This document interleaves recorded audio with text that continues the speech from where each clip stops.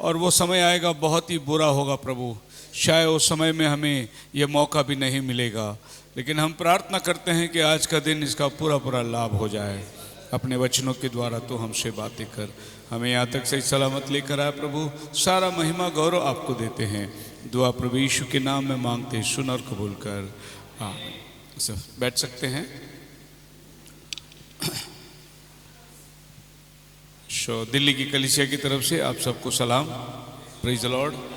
आपका भी सलाम मैंने उनको दिया था, बोले हमारे कलीसिया ने आपको सलाम भेजा है। बड़ी अच्छी रही मीटिंग और काफ़ी पास्टरों से मिलने का अच्छा मौका मिला और लोग भी काफ़ी आए थे। और आप सब जानते हैं कि जब भी हम दिल्ली जाते हैं तो कभी सभी पास्टर लोग एकत्रित होते हैं और एक अच्छा रिवाइवल का समय होता है। पास्टर जी लोग मुझसे बोल रहे थे कि आप महीने में एक बार तो भी आया करो ताकि हम लोग को रिवाइव हो सके, है नहीं, पर संभव नहीं है। जैसे जैसे हमें मौका मिलता है हम जाते हैं। खुदा उनका नाम मुबारक हो। आने वाले दिनों की मीटिंगों के बारे में आप लोग अनाउंसमेंट सुन चुके हैं, फिर एक बार मैं कहता हूँ 15 तारीख से लेके पंजाब की मीटिंग स्टार्ट होगी। और जो लोग पंजाब आना चाहते हैं, मैं आपके सामने बाय पास्टर लॉरेंस का इनविटेशन है कि जो भी पंजाब आना चाहते हैं आप लोग आ सकते हैं, मोस्ट वेलकम। और भाई ने मुझे सारी लिस्ट भेज दी है, लेकिन अभी हैंडबिल तो नहीं आया, लेकिन उन्होंने सारे प्रोग्राम की लिस्ट भेज दी है। और इस प्रकार है मीटिंग।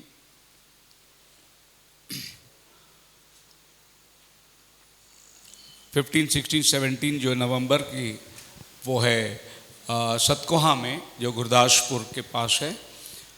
18 तारीख को रवाल जो डेरा बाबा नानक के पास है। 19 तारीख को अदालतपुर, 20 और 21 को गुमताला अमृतसर सिटी में, 22 और 23 को खोकर लोधी नंगल बटाला में, 24 को संडे ट्रीजा नगर जो पास्टर बशीर की मीटिंग होगी, 25 और 26 फिर एक बार डेरा बाबा नानक के पास है जो कि बिल्कुल बॉर्डर इलाका है। 27 को बीरबल में होगी जो कि बटाला में है, और 28 को फिरोजपुर में होगी। ये अभी डेट्स मिले हैं।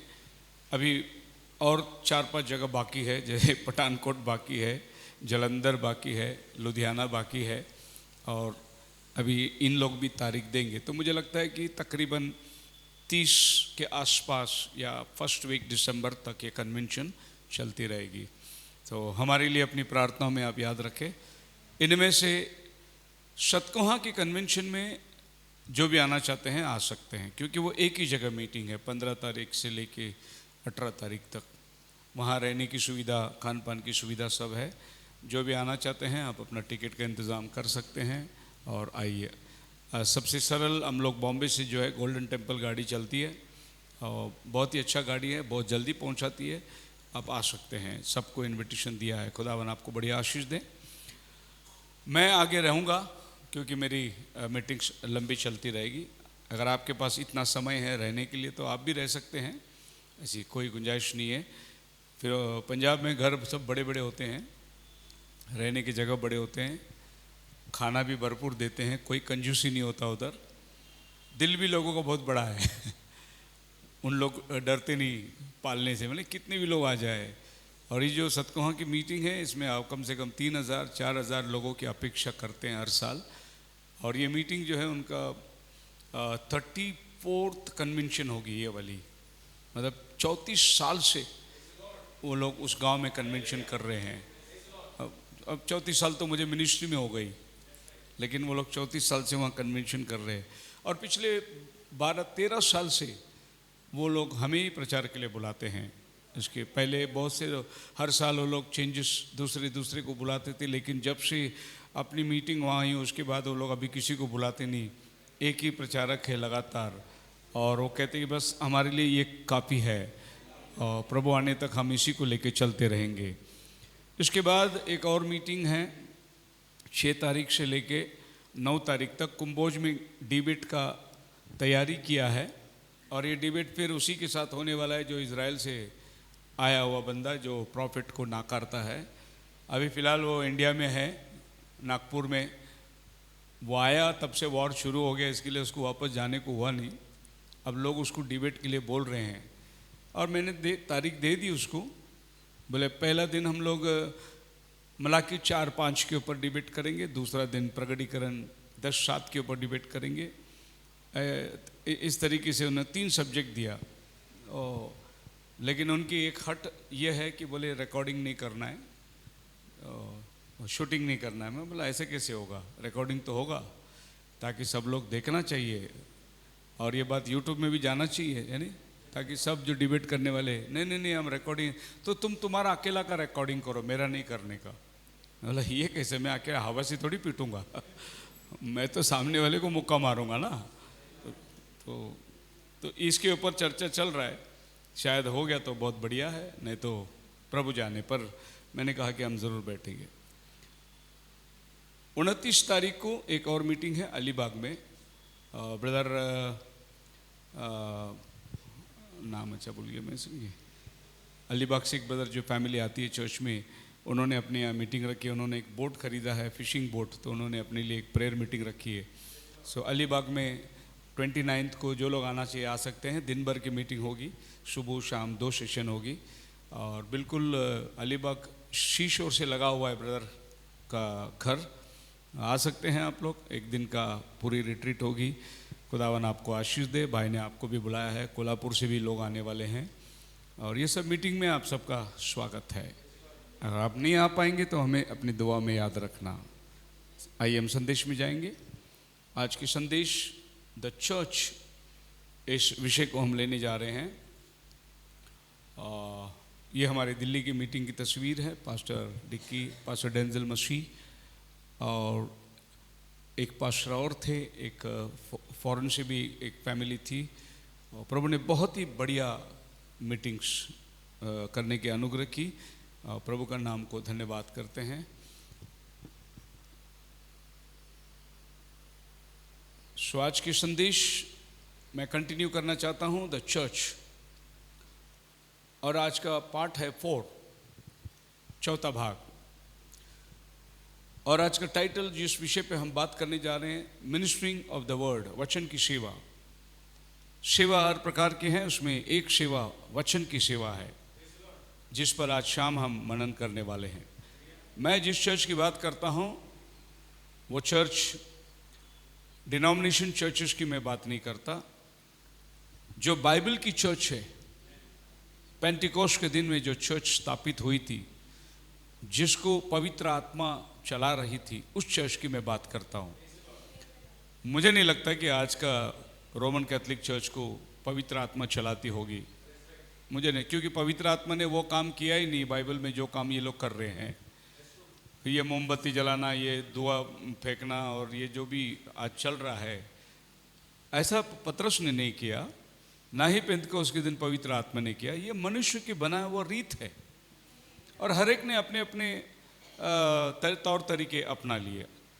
तो आपको लगता है कि लंबा जब्बा पिन के, काला डोरी बांध के, एक लाल टोपी लगा के पतरस आया होगा पुलपिट में, ऐसा लगता है आपको? क्या पौलुस ऐसा आया होगा? नहीं, ये सब आदमी ने एक रीत और रिवाजों के अंदर अपने आप को बना लिया है, उसमें उस ढांचे में डाल लिया है और अपने लिए एक नाम चुन लिया है। और उस नाम को लेकर वो लोग अभी संस्थाओं को बढ़ाने के और संस्थाओं का प्रचार और अपनी सिद्धांतों के बारे में बात कर रहे हैं और ये कहते हैं कि वो गलत है, हम सही है, वो गलत है, हम सही है।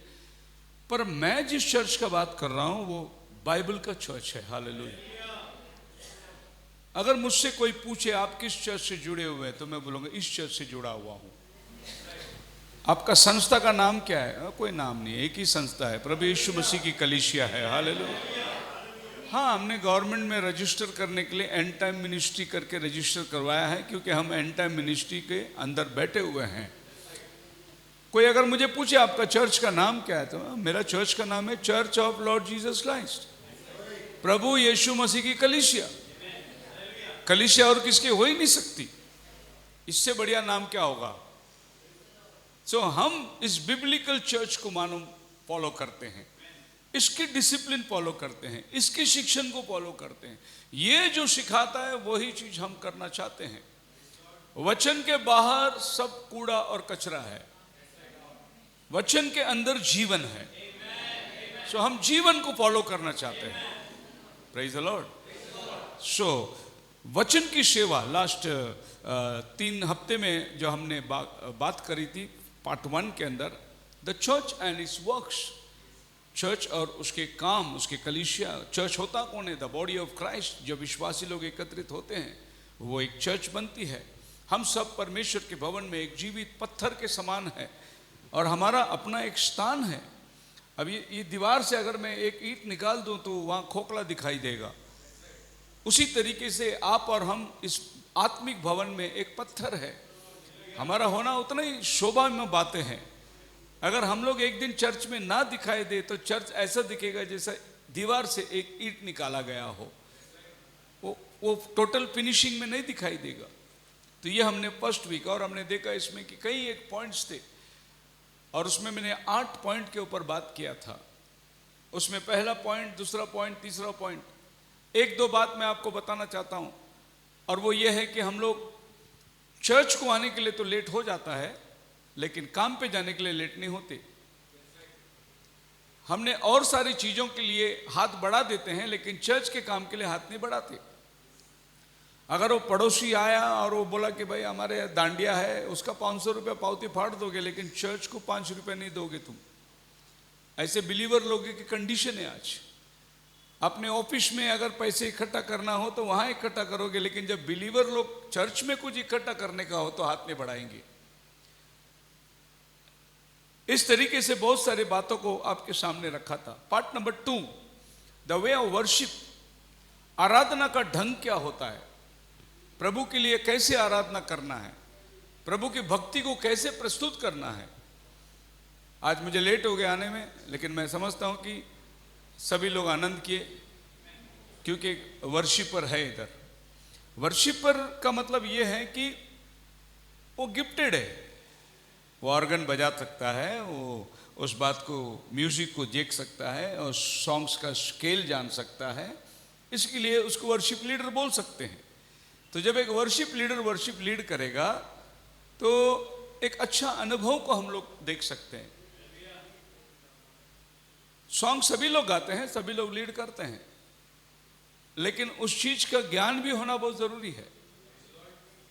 और वो, मैंने किसी का बुराई नहीं कर रहा है, आप जो सॉन्ग लीडिंग करते हैं मैं आपको नीचा नहीं दिखा रहा हूं, आप वो बात को मत सोचिए, मगर मैं सोचता हूं कि कुछ बेहतरीन करें हम लोग, कुछ सीखें हम लोग और एक उत्तम।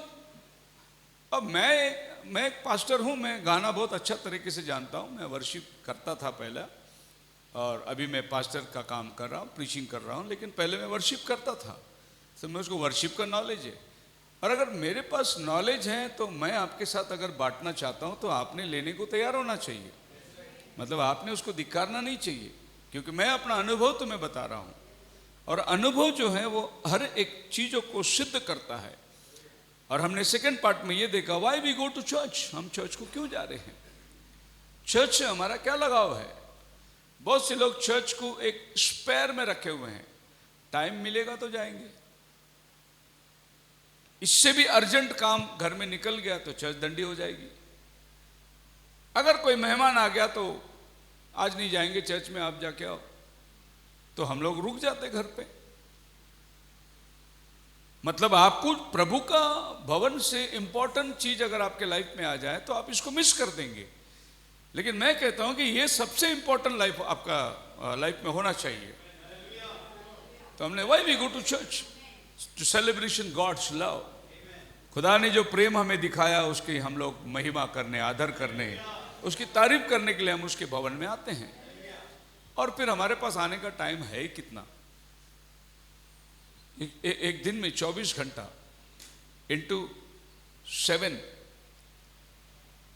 और उसमें से हम लोग खाली संडे 2 घंटे प्रभु को दे रहे, और वो भी अगर हम नहीं दे सकते हैं तो फिर खुदा ने इतना सब किया, वो सब लेने में हमको शर्म नहीं आती।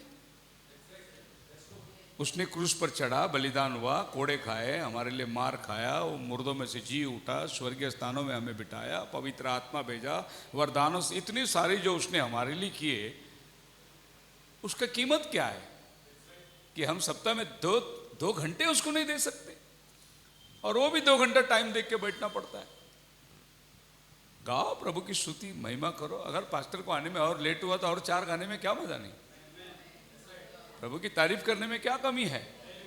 आज तो हमारे पास रेस्ट्रिक्शन है कि हम 2-4 गाना गाएंगे, वचन करेंगे, जल्दी से खत्म करके चले जाएंगे, लेकिन आराधना ऐसी नहीं होती है। आराधना बैठना है, खूब गाना है, खूब प्रभु की महिमा करना है, गवाही देना है, प्रभु की प्रशंसा करना है, और अपने अपने शब्दों में हम खुदा की तारीफ कर सकते हैं, जो कि आज शाम मैं आपको बताने जा रहा हूं कि आपका और हमारा रोल क्या है चर्च में। थर्ड पार्ट मैंने बताया था, the church part 3, that is Acts chapter 2 verse 42, वो था हमारा कम्युनियन सर्विस, लॉर्ड्स टेबल। पहला चर्च लॉर्ड्स टेबल की प्रैक्टिस कर रही थी। माफ करना, स्क्रीन नहीं चल रही है, कोई इशारा तो कर दिया होता मुझे।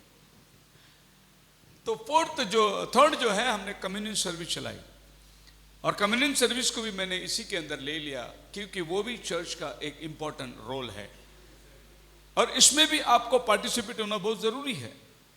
अगर कोई व्यक्ति कम्युनियन से दूर रहता है तो उसके जीवन में समस्या है, प्रॉब्लम है, वो प्रभु के सामने आना नहीं चाहता।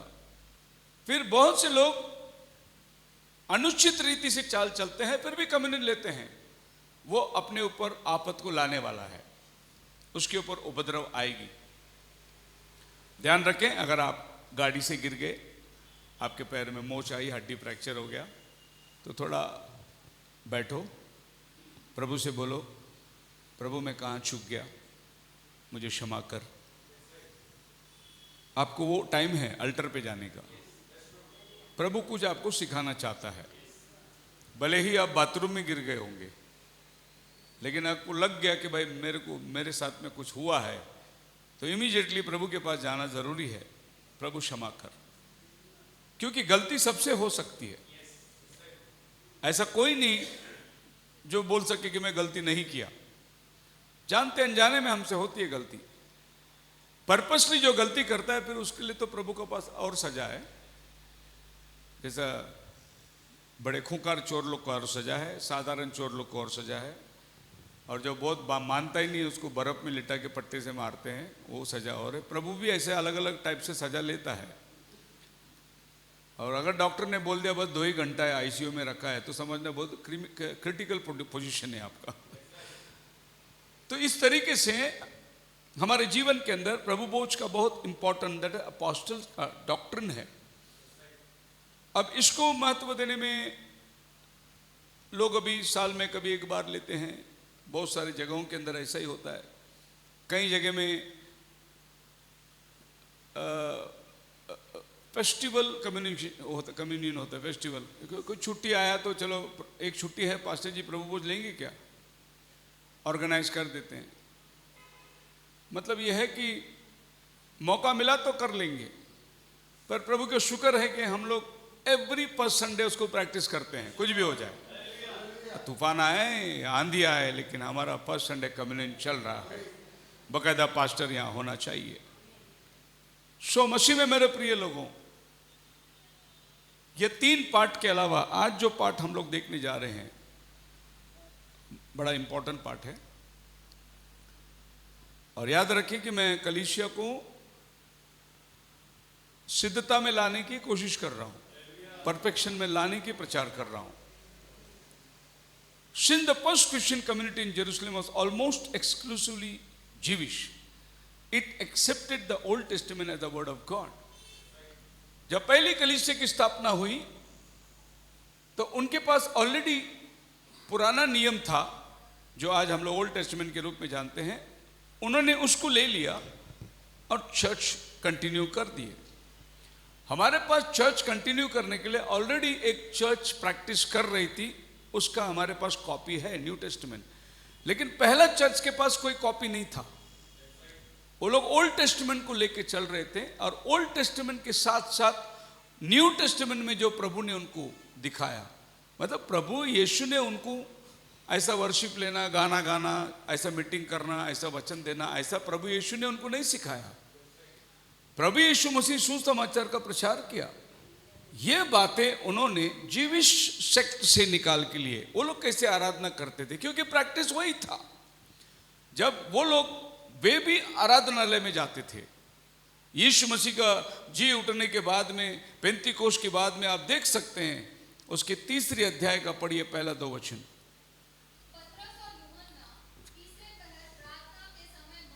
मंदिर में जा रहे थे वो लोग। मतलब नया करार शुरू हो गया तो उन्होंने वो पुराना नियम छोड़ नहीं दिया, वो मंदिर को वहीं जा रहे थे, उन्हीं लोगों के बीच में जा रहे थे जिन लोगों के बीच में वो पाला पोसा गया, बड़े हुए। लिखा है कि जब समय आया तो वो लोग मंदिर को जा रहे थे। पर अब फर्क क्या है, बचपन से वो मंदिर को वो लोग जा रहे थे, लेकिन अभी जाने में, पेंटिकोस्टल का अनुभव के बाद में जाने में क्या फर्क है? फर्क ये है कि जो भिखारी बचपन से वहां भीख मांग रहा था, इनके ट्रेडिशन के अंदर ये लोग जा रहे थे, आ रहे थे, वो भिखारी को खाली दान दे रहे थे, पैसे दे रहे थे। लेकिन पेंटिकोस्ट के दिन में जब पवित्र आत्मा की सामर्थ्य पाई तो इन्होंने उस लंगड़े के पास खड़े होकर कहा, यीशु के नाम से उठ। अब पहला वाला चर्च में और इसमें यही फर्क है। जीविश लोग खाली ट्रेडिशन प्रचार कर रहे थे, नया टेस्टामेंट प्रैक्टिकल करके दिखा दिया था। सो उनके पास में कोई किताब नहीं थी। आज हम बोल सकते पतरस ने ऐसा कहा इसलिए मैं कह रहा हूं, लेकिन पतरस के पास ऐसा कुछ नहीं था। वो लोग प्योरली पवित्र आत्मा के गाइडेंस में चल रहे थे। उनके ऊपर कोई रेवरेंड, कोई बिशप और पोप नहीं था जो उनको मार्गदर्शन करे, वे सिर्फ पवित्र आत्मा के गाइडेंस में चल रहे थे। सो बाकी की जो भी चीज है वो सब जीविश सेक्स से लोगों ने निकाले, जैसे आराधना हो, बजाना हो, ताली है, चर्च में जाना है, ये सिस्टम सब वही था। लेकिन थोड़ी सी इस सिस्टम के अंदर वो एडिशन करते चले गए। सिस्टम ये था कि एक जीविश आदमी जीविश परिवार में पैदा होता है और जीविश के अनुसार उसका खतना होता है और एक मेंबर बनकर जिंदगी भर वो वैसे चलता है। लेकिन यहाँ एक अलग तरीका था। यहाँ पर जो आदमी विश्वास में आते थे, इमीडिएटली उसको बपतिस्मा दिया जाता था, पाप की क्षमा के लिए प्रभु यीशु के नाम में बपतिस्मा दिया जाए। यहाँ पर ज्वाइनिंग का सिस्टम अलग था। वहां खाली जीविश आदमी, जीविश खानदान में पैदा हुआ आदमी ज्वाइन करेगा, लेकिन इधर हर अन्य जाति आदमी आएगा, यीशु मसीह का नाम में बपतिस्मा लेगा और परिवार में एक हो जाएगा। तो ये ट्रेडिशन थोड़ी थोड़ी थोड़ी थोड़ी बदलती चली गई, जिससे जीविश लोगों को इन पर नफरत शुरू होना शुरू। ये क्या कर रहे हैं लोग, ये तो हमने कभी किया नहीं, ये नए तौर तरीके इन्होंने अपनाए। अब धीरे धीरे जिनको वह अपना समझते थे वही उनके दुश्मन बन गए, और वे ही लोग इनको अभी अपराधी बनाना, यही लोग अभी उनका विरोध करना, यही लोग अभी उनको धिक्कारने लगे। लेकिन ये लोग जिन्होंने जो शिक्षण को लाए थे, ये पीछे नहीं हटे, क्योंकि इन्होंने उनके सामने एक बड़ी चैलेंज रख दी, हम इंसान की माने या खुदा की माने। जब इनको पकड़ाया, इनको बुलाया, पढ़िए प्रेरितों के 5 अध्याय, मुझे लगता है 40 वचन में होगा वो।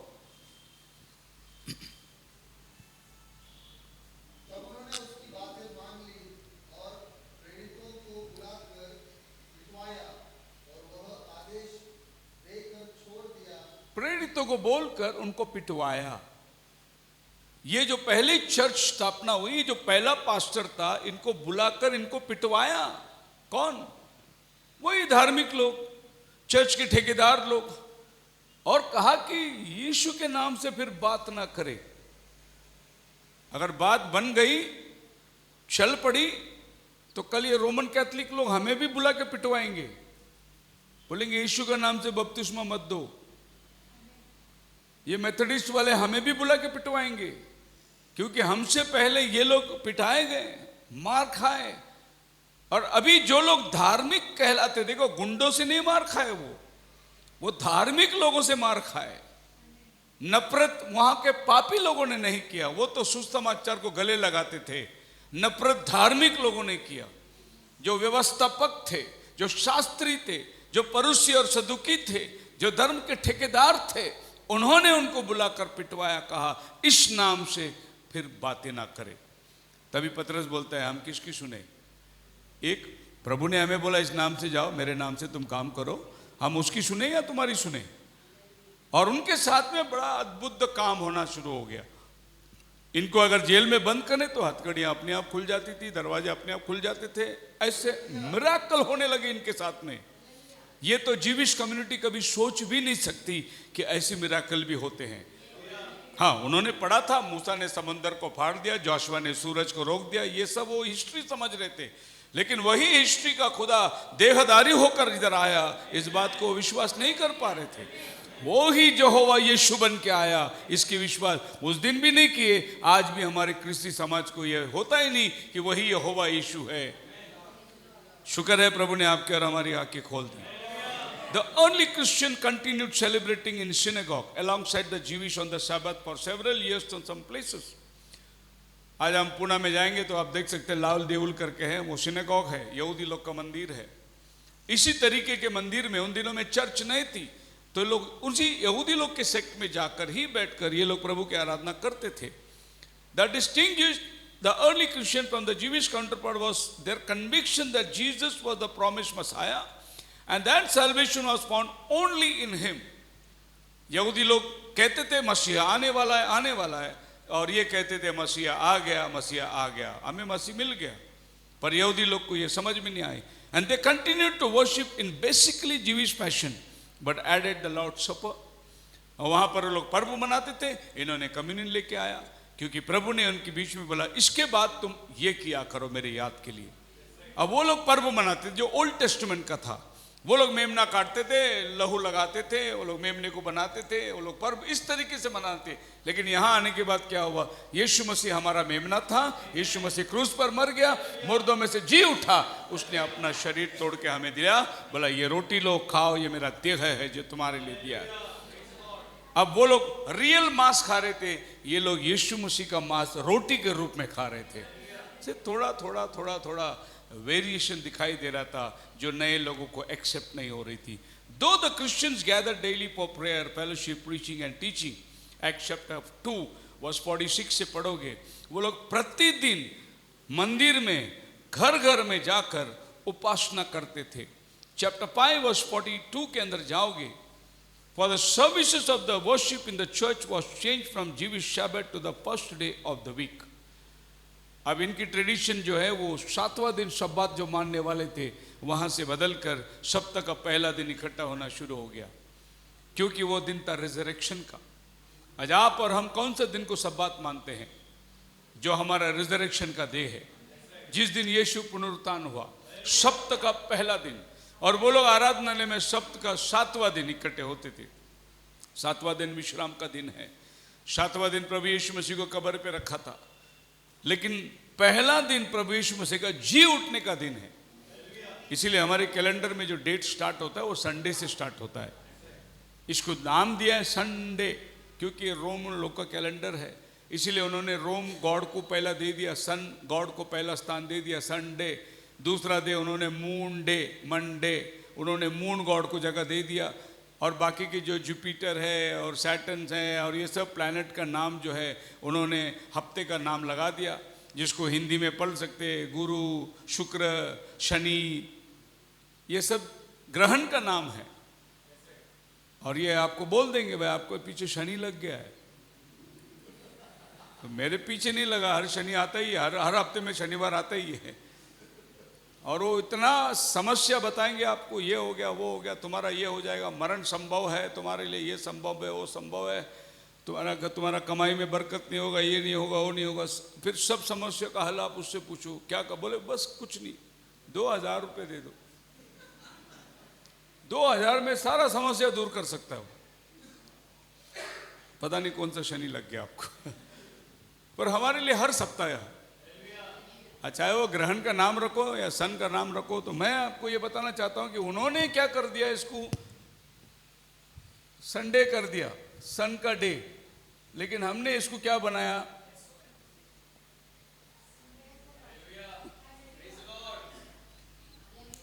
हमारा प्रभु जी उठा हुआ दिन है। दोनों भी वही मीनिंग को दर्शा रहा है, प्रोनाउंस दोनों सेम है, लेकिन फर्क हमारे को नजर आता है। हालेलुया। तो इसमें फर्क ये है कि ये जो है सन, ये क्रिएशन है, सृष्टि है, और ये सन जो है ना ये क्रिएटर है। यही फर्क है उसमें और इसमें। हम सृष्टिकर्ता को मानते हैं, वो सृष्टि को मानते हैं। मतलब ये नया करार जो है इतना हकीकत को लोगों के सामने लेके आया कि उनको ये ट्रेडिशन छोड़ना मुश्किल हो गया। Anyhow, the New Testament church refers it to 55 times our Lord taught in the synagogues of Nazareth and Capernaum. लगभग 55 बार बाइबल में सिनेगॉग का नाम आता है, जहाँ यीशु जाकर सिनेगॉग में प्रचार किया, पूरी न्यू टेस्टमेंट की किताब में। Paul preached in synagogue of Damascus, Salamis, Cyprus, Pisidia, Antiochia, ये सब जगह में पौलुस ने जाकर सिनेगॉग में प्रचार किया। और जब नया टेस्टामेंट की चर्च स्टार्ट हुई नियरली AD 70 में, तकरीबन 394 सिनेगॉग इटसेल्फ जेरूशलेम के अंदर थी।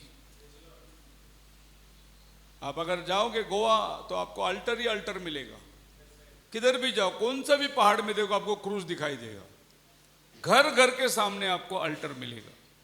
क्योंकि हर शाम को जब चर्च में बेल बजती है तो लोग चर्च में नहीं जाएंगे, अपने घर के सामने जो अल्टर है उधर ही नवीना बोलना है आपको। सिनेगॉग भी कुछ इस तरीके से था कि हर यहूदी जमात जहां भी रहते वो लोग अपने लिए सिनेगॉग बनाते ही हैं। और पूना में, महाराष्ट्र के अंदर सबसे ज्यादा यहूदी जो है ना वो पूना में थे, इसलिए पूना में ये लाल देउल बना हुआ है। इसके बाद आप जाएंगे तो रत्नागिरी में थे, ये समुंदर के किनारे में, यहाँ पर वास करके गांव है, वास, वो पूरी यहूदी लोगों का गांव है। वहाँ से जो बाहर निकलता है उसका नाम वास्कर होता है। तो बॉम्बे में एक पास्टर थे बेंजामिन वास्कर, वो वास गांव का थे। तो यहाँ पर महाराष्ट्र में यहूदियों ने क्या किया, गांव का नाम में कर लगा दिया, क्यों इधर ऐसे ही होता है, पुणे कर, नगर कर, कोल्हापुर कर, तो गांव का नाम पे कर लगा दिया, पुर लगा दिया तो सरनेम बन जाता है।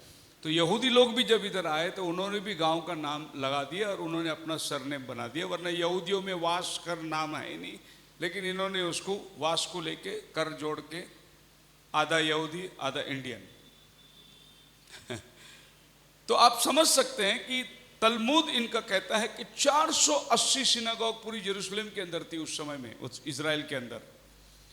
मतलब ये लोग धार्मिक लोग बहुत थे और चाहते थे कि हर जगह जगह जगह जगह इन लोग की, जैसे कि अपने देश के अंदर आप जाओगे हर गांव में एक देवी मिलेगी, हर गांव में आपको एक मंदिर मिलेगा, हर कुल के अंदर एक मंदिर मिलेगा, एक कॉमन मंदिर मिलेगा, फिर हर एक कुल का अपना एक देवता अलग से मिलेगा, फिर ये देवता से वो देवता बड़ा होगा, वो देवता से वो देवता बड़ा होगा। हमारे मम्मी के जो पिताजी थे, क्या बोलते, नाना बोलते कि दादा बोलते, वो बहुत बड़े जादूगर थे और उनका नाम था मासलामणि। पर उनका नाम मासलामणि नहीं, उनका देवता का नाम है मासलामणि। और मासलामणि जो देवता है हमारे गांव में साउथ में सबसे ताकतवर देवता है। ऐसे अपने पास एक ही देवता है और वो पूरा दुनिया का रचने वाला है। अपने पास छोटा छोटा डमी गॉड और उससे बड़ा गॉड और उससे बड़ा गॉड है ही नहीं। ये ताकत वाला ये वाला है, ये पैसे का खुदा है, ये शरीर का खुदा है, ये चंगाई का खुदा है, ये पढ़ाई का खुदा है, ये म्यूजिक का खुदा है। हमारे पास एक ही खुदा है। इज़राइल सुन, तेरा प्रभु परमेश्वर। ये तो लोगों ने बांट के ले लिया अपने अपने तौर तरीके से। अभी तो बहुत सारे काउंटर में आप जाओगे, होटल में देखो, उधर एक हैप्पी मैन बैठा हुआ है, वो चाइना से आया हुआ गॉड है, उसको रखा है काउंटर पे। मतलब वो दोनों हाथ ऊपर किया, बड़ा पेट है और हंसता हुआ दिखाई दे रहा है, मतलब खुश है, वो खा पी के खुश है। और उसको देख के अभी लोग रखे उसको, भाई इसमें बरकत आती है। तो ऐसे नए नए डमी गॉड लोग अभी बहुत आ गए और इसमें सिखाने वाले भी बहुत लोग हैं। जाएंगे उधर, आदमी को खड़ा करेंगे, बोलेंगे कैसा धंधा पानी कैसे चल रहा है, ठीक नहीं चल रहा है, आप एक काम करो ना, ज़्यादा नहीं, वो डेली जो है ना एक 10 रुपये का ऊदबत्ती जलाओ, वो धुआं मारो शाम को रख के, देखो धंधा कैसा बरकत होता है। वो उसको टोपी लाया गया, वो चला गया, ये बिंदा ऊदबत्ती चालू कर दिया वहाँ पर। इस तरीके से लोगों को परमेश्वर से हटाकर इस तरीके के छोटे छोटे कार्यों के अंदर लोगों को फंसा दिया और ना जाने क्या क्या क्या क्या काम करने लगते। मेरे पास जब मैं होटल इंडस्ट्रीज में था उस टाइम पे मैंने एक होटल चलाने के लिए लिया था उल्लासनगर में, और मैं बियर बार चलाता था। आप विश्वास नहीं करेंगे, तो हमारे गांव से एक आदमी आया जो हमारे रिश्तेदार है, वो बॉम्बे में धारावी में आया था, वहाँ से उसको पता चला हमको भी मिल के जाएंगे, हमारे पास भी आया। और एक शाम वो जहाँ पर मैं धंधे में बैठा था तभी आया और मेरे को बोला कि मैं कुछ ऐसा चीज़ तेरे को देता हूँ कि ये पूरी इलाके का सब गिराक तेरे पास आएंगे। तो जो होटल तेरे को लगता है कि ये होटल का धंधा बहुत फॉर्म में चल रहा है, ये चीज़ ले, उधर जाके उस होटल के नीचे कोई टेबल में लगा के आ जा, सारा होटल का गिराक तेरे पास इधर आएंगे। वो एक पूड़ी बना के लाया था। मैंने बोला मेरे को नहीं चाहिए इसी, क्योंकि मेरे को कोई मांत्रिक की शक्ति और ये जादू टोना के ऊपर विश्वास नहीं करना है। वो बोले विश्वास कर, और शैतान करता भी है। शैतान आपको बहुत पैसा देगा, बहुत पैसा देगा, बाद में आपको लेके जाएगा साथ में वो। और मेरा प्रभु पैसा नहीं देगा, लेकिन मुझे जीवन में लेके जाएगा। ये शैतान में और इसमें फर्क है। इसीलिए दुनियादारी वाले बिजनेस में प्रॉस्पर क्यों होते? शैतान जितना मांग उतना देता है। ये सब ह्यूमन सैक्रिफाइस करते हैं, ये सब बलिदान करते हैं। ये जितने ब्रिज बनते हैं उधर नीचे ह्यूमन सैक्रिफाइस होता ही है। ये पता नहीं चलता लोगों को, लेकिन इस तरीके से वो लोग करते हैं। हमारे यहाँ पर एक बार बहुत बड़े मंदिर की उद्घाटन हुई थी, और वो जो पेंडॉल बांधने वाले थे, वो पेंडॉल सब रात को खोल के वो रोड के किनारे फुटपाथ में सोए थे। रात को एक डंपर आ गया और 8 लोगों के ऊपर डंपर चढ़ा दिया, पूरे 8 लाश। आपको क्या लगता है एक्सीडेंट है ये? नहीं, ये ह्यूमन सैक्रिफाइस है, नरबली। और ये करते हैं लोग। इससे शैतान क्या करता है? आपको बरकत देता है, आपको बहुत आशीष देता है, लेकिन ये आशीष आपको नरक में लेके जाएगा, क्योंकि ये पूरा पृथ्वी, धन, दौलत, ये सब शैतान का ही है, उसके ही हाथ में है ये। पर प्रभु जो आशीष देता है वो सार्वकालिक है। सो थोड़ी थोड़ी डिफरेंसेस लोगों को। So the important on the ministry of the word was clear from the earliest days of the church. So पहला कलीसिया का मूल उद्देश्य जो था वो था वचन की सेवा।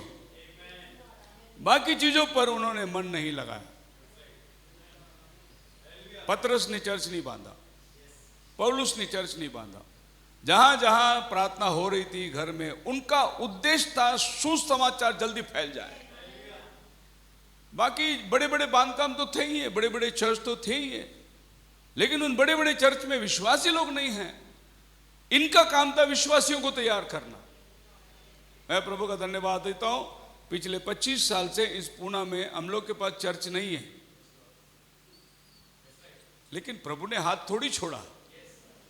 प्रभु कहीं ना कहीं तो इंतजाम करता ही रहा। पर हमारा मकसद ये बिल्डिंग नहीं है, हमारा मकसद ये वाली बिल्डिंग है जो प्रभु के आगमन में तैयार हो जाए। उन जीवते पत्थरों को लाना, ये हमारा मकसद है। हम प्रभु के आत्मिक भवन को बना रहे हैं। नो डाउट, अगर कल हमको जमीन मिले, अगर कोई बांधकाम हो जाए, हम बहुत खुशी से उसको अपनाएंगे, क्योंकि फिर हमारे पास ये 2 घंटे का लिमिटेशन नहीं रहेगा। हम आराम से वहाँ बैठ सकते हैं, समय बिता सकते हैं।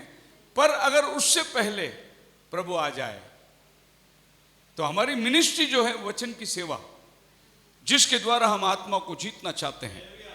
The 12 disciples summoned the congregation and said to them, "It is not desirable for us to neglect the word of God in order to serve tables." जैसे जैसे कलीसिया में बढ़ोतरी होने लगी, उसमें अन्य जाति लोग आए, हेलीन लोग आए, ग्रीक लोग आने लगे।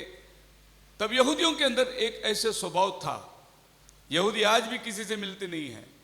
तो ये जो परराष्ट्र लोग अंदर आने लगे, तो यहूदियों ने अपने बीच में थोड़ा सा दीवार मेंटेन करना शुरू कर दिया, जैसे वास्तविकता में हम लोग करते हैं।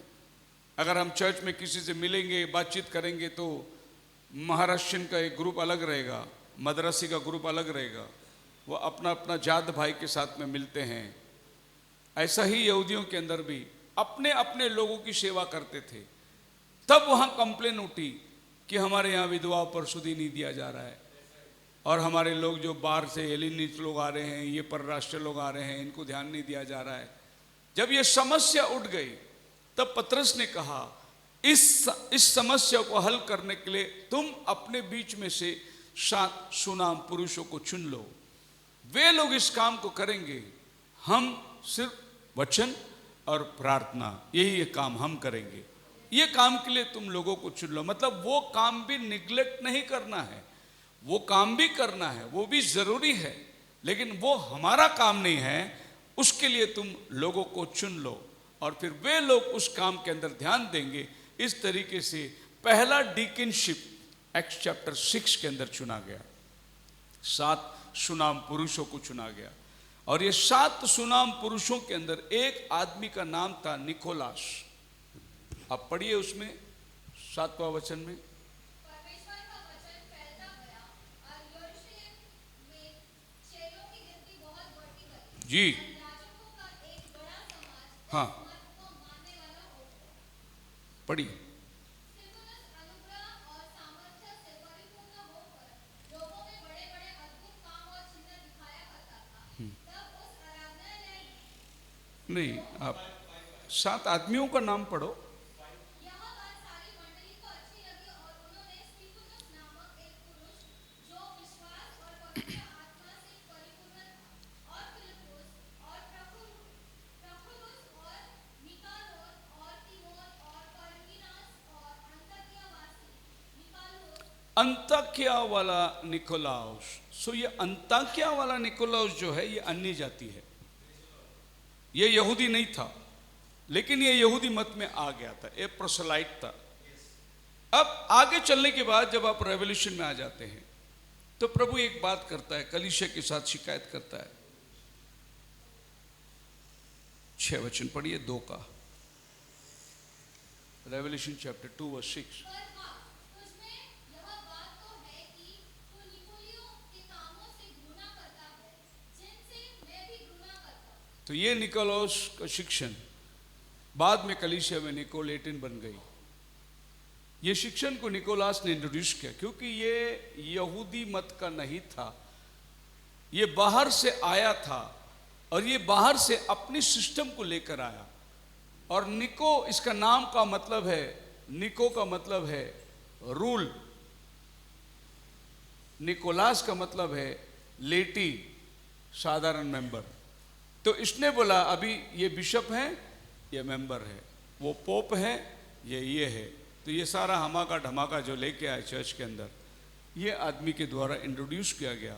अब चर्च में ऊंच नीच आ गई, भेदभाव आ गई, और प्रभु कहता है पहली कलीसिया को तू निकोलियों की शिक्षण से घृणा करता है। मतलब इस डॉक्ट्रिन को पहला चर्च एक्सेप्ट नहीं करी, और प्रभु बोलता है तू अच्छा करता है, मैं भी उससे घृणा करता हूं। यानी एक शिक्षण ऐसा है जिससे प्रभु कहता है मैं नफरत करता हूं, और जिससे प्रभु नफरत करता है उससे आप भी नफरत करना चाहिए। यही प्रभु इस कलीसिया को सिखा रहा है। और जब नबी कहता है चर्च एज के अंदर कि जब कलीसिया बढ़ने लगी तो बाहर से जब आदमी अंदर आने लगे, उसके द्वारा कलीसिया इन्फ्लुएंस होने लगी, और कलीसिया इन्फ्लुएंस होने के बाद में उस आदमी की तरफ में ज़्यादा नज़र जाने लगा। फिर वो आदमी जो कुछ कहता था वो होने लगी, थोड़ी सी फाइनेंशियल स्ट्रक्चर उसके पास में मजबूत था, और वो कलीसिया के कारोबार के ऊपर राज्य करने लगा। लेकिन वो पूरी तौर से पवित्र आत्मा के गाइडेंस में नहीं चल रहा था, वो मनुष्य के सिद्धांतों को धीरे धीरे चर्च में लाने लगा। और ये पहला चर्च में से डॉक्ट्रिन की सवाल उठ गए, तू निकोलियों की शिक्षण से घृणा करता है। So I hate the deeds of Nicolaitans. So एक छोटा सा थॉट अंदर आता है, थॉट, विचार, और ये थॉट जो है जब इंप्लीमेंट हो जाता है तो ये डीड का रूप बन जाता है, और फिर ये डीड जब कलीसिया अपनाती है तो फिर वो डॉक्ट्रिन बन जाता है। इसी तरीके से आज चर्चों के अंदर वेरियस डॉक्ट्रिन चली आई। पहला एक विचार आएगा, वो विचार जो है अंदर आने के बाद एक डीड बन जाती है, एक एग्रीमेंट हो जाता है, और फिर वो डीड चल के एक डॉक्ट्रिन बन जाता है। फिर बाद में आपको ये डॉक्ट्रिन मानना पड़ेगा। ये किसी आदमी के विचारधारा पे चलने लगी। जैसे कि बाइबल हमें कहता है कि यीशु मसीह का नाम का बपतिस्मा जो पवित्र आत्मा ने चेलों को सिखाया था, इसके अलावा आप देखते हैं कोई बपतिस्मा है नहीं। ये एक डीड बन गई। जब पहली निशियन काउंसिल का बैठक हुई थी तो उस बैठक के अंदर 312 में ये इंट्रोड्यूस किया गया। लगभग उस मीटिंग के अंदर 100 बिशप लोग इकट्ठे हुए थे, और ये 100 बिशप लोगों से पूछा गया कि हम लोग कैसे सभी संस्था को एकत्रित ला सकते हैं। अलग अलग प्रांत में अलग अलग तरीके के विश्वास। अब जितना विश्वास कल्चरल है वहां तक ठीक है, लेकिन डॉक्ट्रिन के अंदर डिफरेंस नहीं आना चाहिए। कल्चर के अंदर डिफरेंस आ जाएगा। आप समझ रहे? आप पंजाब में जाओगे तो उनका आराधना करने का स्टाइल अलग है, वो उनका कल्चर है। अगर आप पाकिस्तान में जाओगे तो उनका आराधना करने का स्टाइल अलग है। अगर आप गुजरात जाओगे तो वहां का स्टाइल अलग है। लेकिन ये सब लोगों का विश्वास एक होना चाहिए। लेकिन यहां पर क्या किया गया, सबका विचारधारा को लेकर सबको खुश करने के लिए कुछ तो भी एक नया चीज बनाएंगे। अगर यहां पर उन्होंने बाइबल को इस्तेमाल किया होता, एक ही प्रभु, एक ही विश्वास, एक, तो ये गड़बड़ नहीं होती। पर इन्होंने बोला हम सब भिन्न भिन्न जातियों में से आए हैं, भिन्न भिन्न भाषाओं में से आए हैं। मेरी बात आपको समझ में आ रही है ना? अगर आप गुजरात में जाओगे, मेरी हो गई मसीह से मुलाकात, खूब नाचो आज कि मेरा मन झूम रहा है, वो सब दांडिया के स्टाइल में गाएंगे, क्योंकि वो गुजरात है। उन्होंने उस कल्चर में से निकाल कर प्रभु की तारीफ कर रहे, तो हम उसके विरुद्ध में नहीं है। कभी कभी गुजरात में गए तो हम भी उनके साथ ताली बजा के गाना गा लेंगे, हालेलुया। अरे महाराष्ट्र का अलग टाइप है। यहाँ पर जो है, यहाँ का भजन और भजन को लेकर उस स्टाइल से यहाँ पर प्रभु की तारीफ करने लगे। और आपको अफसोस होगा, जितनी भी मराठी गाना भजन संहिता जो लिखा गया है वो सब ब्राह्मण लोगों के द्वारा लिखा गया है। प्रभु ने उनको पकड़कर मसीह की तारीफ करा है, हालेलुया।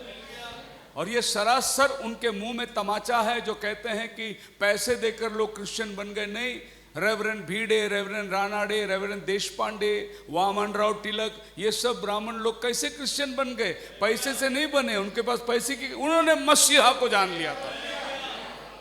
और आज पूरी महाराष्ट्र में जो गीत गाया जा रहा है, उन ब्राह्मणों ने लिखा हुआ गाना आज लोग गा रहे हैं। Praise the Lord. ईश्वराची दया किती थांगतीचा लागे ना न्यायित, त्याची प्रीती सिंधुयम ही जाना। ये उन्होंने क्या किया, जैसे इंग्लिश लोग गाना गा रहे थे उसकी इन्होंने ट्रांसलेशन करी और मराठी में लोगों को तारीफ करने का मौका मिल गया। अब साधारण लोग इंग्लिश गाना गा नहीं सकते थे, वो भी चर्च में आके खामोश बैठते थे, तो इन्होंने ट्रांसलेशन करके उनको दे दिया गाना कि तुम भी खुदा की तारीफ करो। इसको बोलते हैं कल्चर को अपनाया, विश्वास को नहीं बदला उन्होंने। अब साउथ में जाओगे तो उधर का स्टाइल अलग है। साउथ का जैसा कोई वर्शिप नहीं सुनोगे आप, इतना जबरदस्त। मतलब आप ये समझो, दुनियावी उदाहरण अगर मैं देने जाऊं तो जितनी हिंदी फिल्म बनती है सब साउथ का डब बनता है। अभी आप समझ जाना कि जितने गाने या हिंदी में बनते हैं सिनेमा, ये सब साउथ का डब बनता है। मतलब क्रिएशन उधर होता है। उसी तरीके से स्पिरिचुअलिटी के अंदर भी क्रिएशन उधर होता है, ओरिजिनलिटी उधर होता है, बाइबल उधर छपती है। और माना जाता है कि साउथ जो है वो इंडिया का जेरूसलम में माना जाता है, पर उनका कल्चर अलग है। तो दित पाड़ीड़ पातिर में तो यवने, वहां का बीट, वहां का गाना, वहां का स्टाइल, मैन, वो लोग वर्शिप करने लग जाए तो 4-4, 5-5 घंटा वर्शिप करते हो लोग। उनका वर्शिप लीडर और उनका आप देखेगा, आप हैरान हो जाएंगे। वर्शिप में इतना वो लोग आगे। अभी उन्होंने, भाई दिनकर ने अभी एक ऐसा स्टाइल, व्हाट्सएप में आप पढ़ सकते हैं, यूट्यूब में उनका गाना है। पूरे बॉम्बे, तमिलनाडु के कम से कम 50 पास्टर लोग एक स्टेज में आकर एक गाना गा रहे हैं। वो लोग सब लोग, देखो डॉक्ट्रिन के डिफरेंसेस है उनके बीच में, लेकिन सब प्रभु के नाम के लिए एक होके खड़े हैं वो लोग। और ये आपको साउथ में बहुत जबरदस्त दिखाई देगा। पेंटिकॉस्टल बोला तो पेंटिकॉस्टल की मेला लग जाएगी वहां पर। ये कल्चर है। लेकिन आज आप और हम हमारे अपने अपने कल्चर को अपने पास रखकर हम वचन को प्राधान्य देते हैं। प्री एमिनेंस परमेश्वर का वचन है, हालेलुया। फिर आप में अगर मेथोडिस्ट चर्च में जाओगे तो उधर बोर्ड में आप पढ़ सकते हैं, सवेरे 6 बजे इंग्लिश सर्विस, 8 बजे तमिल सर्विस, 10 बजे मराठी सर्विस, 12 बजे हिंदी सर्विस। इन्होंने भाषाओं में सर्विस को बदल के रख दिए। लेकिन प्रभु की दया है, इधर मराठी, हिंदी, मद्रासी सब साथ में बैठे हैं आराधना कर रहे हैं, क्योंकि एक ही प्रभु है हमारे पास। अब मेरे को लोग पूछते हैं कि पास्टर जी आप तमिल में क्यों नहीं प्रचार करते? मैं बोला भाई मैं जिस मुल्क में रहता हूं वहां हिंदी चलती है, इसलिए हिंदी में मैं फ्रीक्वेंट हूं, मुझे तमिल बात करना नहीं आता। मैं अगर साउथ में जाऊं तो मुझे बड़ी शर्म आती है मेरे को, मुझे उधर इंग्लिश में बात करना पड़ता है और वहां पर वो लोग इंग्लिश से ट्रांसलेशन करने को बोलना पड़ता है। एक बार बड़ी मुश्किल से सिस्टर तंगम के गांव में पास्टर जी ने मेरा नाम बोल के खड़ा ही कर दिया वहां पर, मुझे बोले बॉम्बे से पास्टर आज मैसेज वो देंगे, और मैं ऐसे मैंने पूछा कोई है ट्रांसलेशन करने वाला? बोला नहीं नहीं कोई नहीं, आप बात करो। मैं बोला भाई मेरे को बोलना ही नहीं आता तमिल, मैं बात करने, नहीं आप जितना आता उतना बोलो। और जी मेरे टूटे फूटे तमिल में मैंने प्रचार किया। अरे पता है आपको क्या हुआ? वहां के लोग बोले अरे ये तमिल तो बहुत बढ़िया है, बोलता बहुत अच्छा तमिल है। पर मैं ये जानता हूं कि जिस मुल्क में मैं रहता हूं उस भाषा का मुझे महत्व देना है। और प्रभु का धन्यवाद हो, अभी मैं दिल्ली में था, ब्रदर रेजी के घर में, बोले कि पास्टर जी कनाडा में मीटिंग की तैयारी हो रही है आपकी, आप फिक्र मत करो मैं ट्रांसलेशन कर लूंगा, आप हिंदी में बोलो। मैं बोला बोलूंगा किधर भी, जो भाषा इंग्लिश में करना पड़े तो कर लेंगे हम लोग, कोई बात नहीं, लेकिन याद रखना कि मैं इंग्लिश में नहीं बनूंगा। एक ब्रदर हमारे बीच में से अचानक पोलैंड चले गए और कुछ महीने वहां रहकर आ गए वापस, और हमको एक दिन बॉम्बे में मुलाकात हुआ। प्रेज द लॉर्ड ब्रदर, नहीं आज तो आपको खाना खा के जाना पड़ेगा, आपको घर में आना ही पड़ेगा। मैं नहीं ब्रदर लेट हो गया, जाते नहीं आप आए, हमने खाना खा के जाना। हम लोग को घर में लेके गया, बिठाया, फोन किया, पिज्जा मंगाया, रात को 11 बजे पिज्जा मंगाया। हमने सोचे कि भाई दाल चावल मिल जाएगा खा के जाने, नहीं हम लोग अभी यही खाते। अच्छा आप लोग ये चाल तो नहीं, वो सब बंद हो गया जब से हम लोग उधर गए पोलैंड में, तो हम लोग का सब डाइट अभी चेंज हो गया है। मैं बोला बाबा मैं तो इंडिया में है अभी तक, मेरा डाइट चेंज नहीं हुआ, दाल चावल रहे खुशी से खा के जाएंगे हम लोग। मतलब मैंने कहना ये है कि लोग देश बदलते हैं, साथ साथ कल्चर भी बदल देते हैं।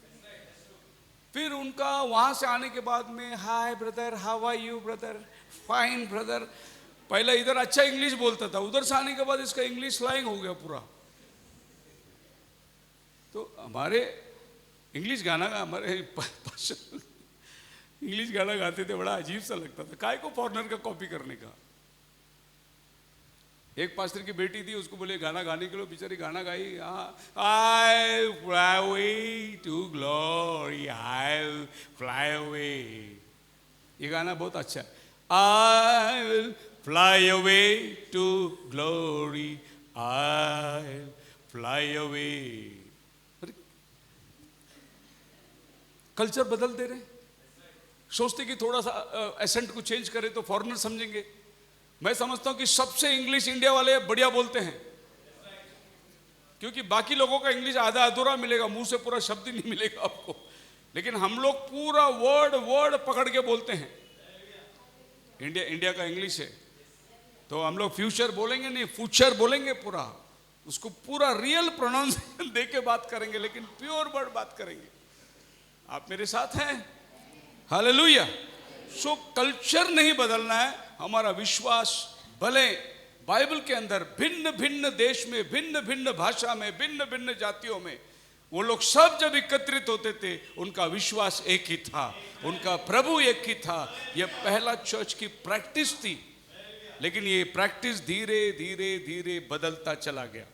मैं पढ़ रहा था इतिहास के अंदर कि चाइना के लोग इतने गोरे हैं जैसे नींबू के जैसे गोरे हो गए, अफ्रीका के लोग इतने काले हैं कि उनको पहचानने में भी नहीं आता, यूरोप के लोग गोरे हैं, वाइट चमड़ी है उनके पास। तो फिर उसकी चीज पढ़ने के टाइम ये पता चला कि चाइना में येलो रिवर करके एक है, जहाँ पीला नदी बोलते हैं, तो वहाँ का जो जमीन है पीला केमिकल या पीला वो पानी पीकर वो सब पीले पीले हो गए।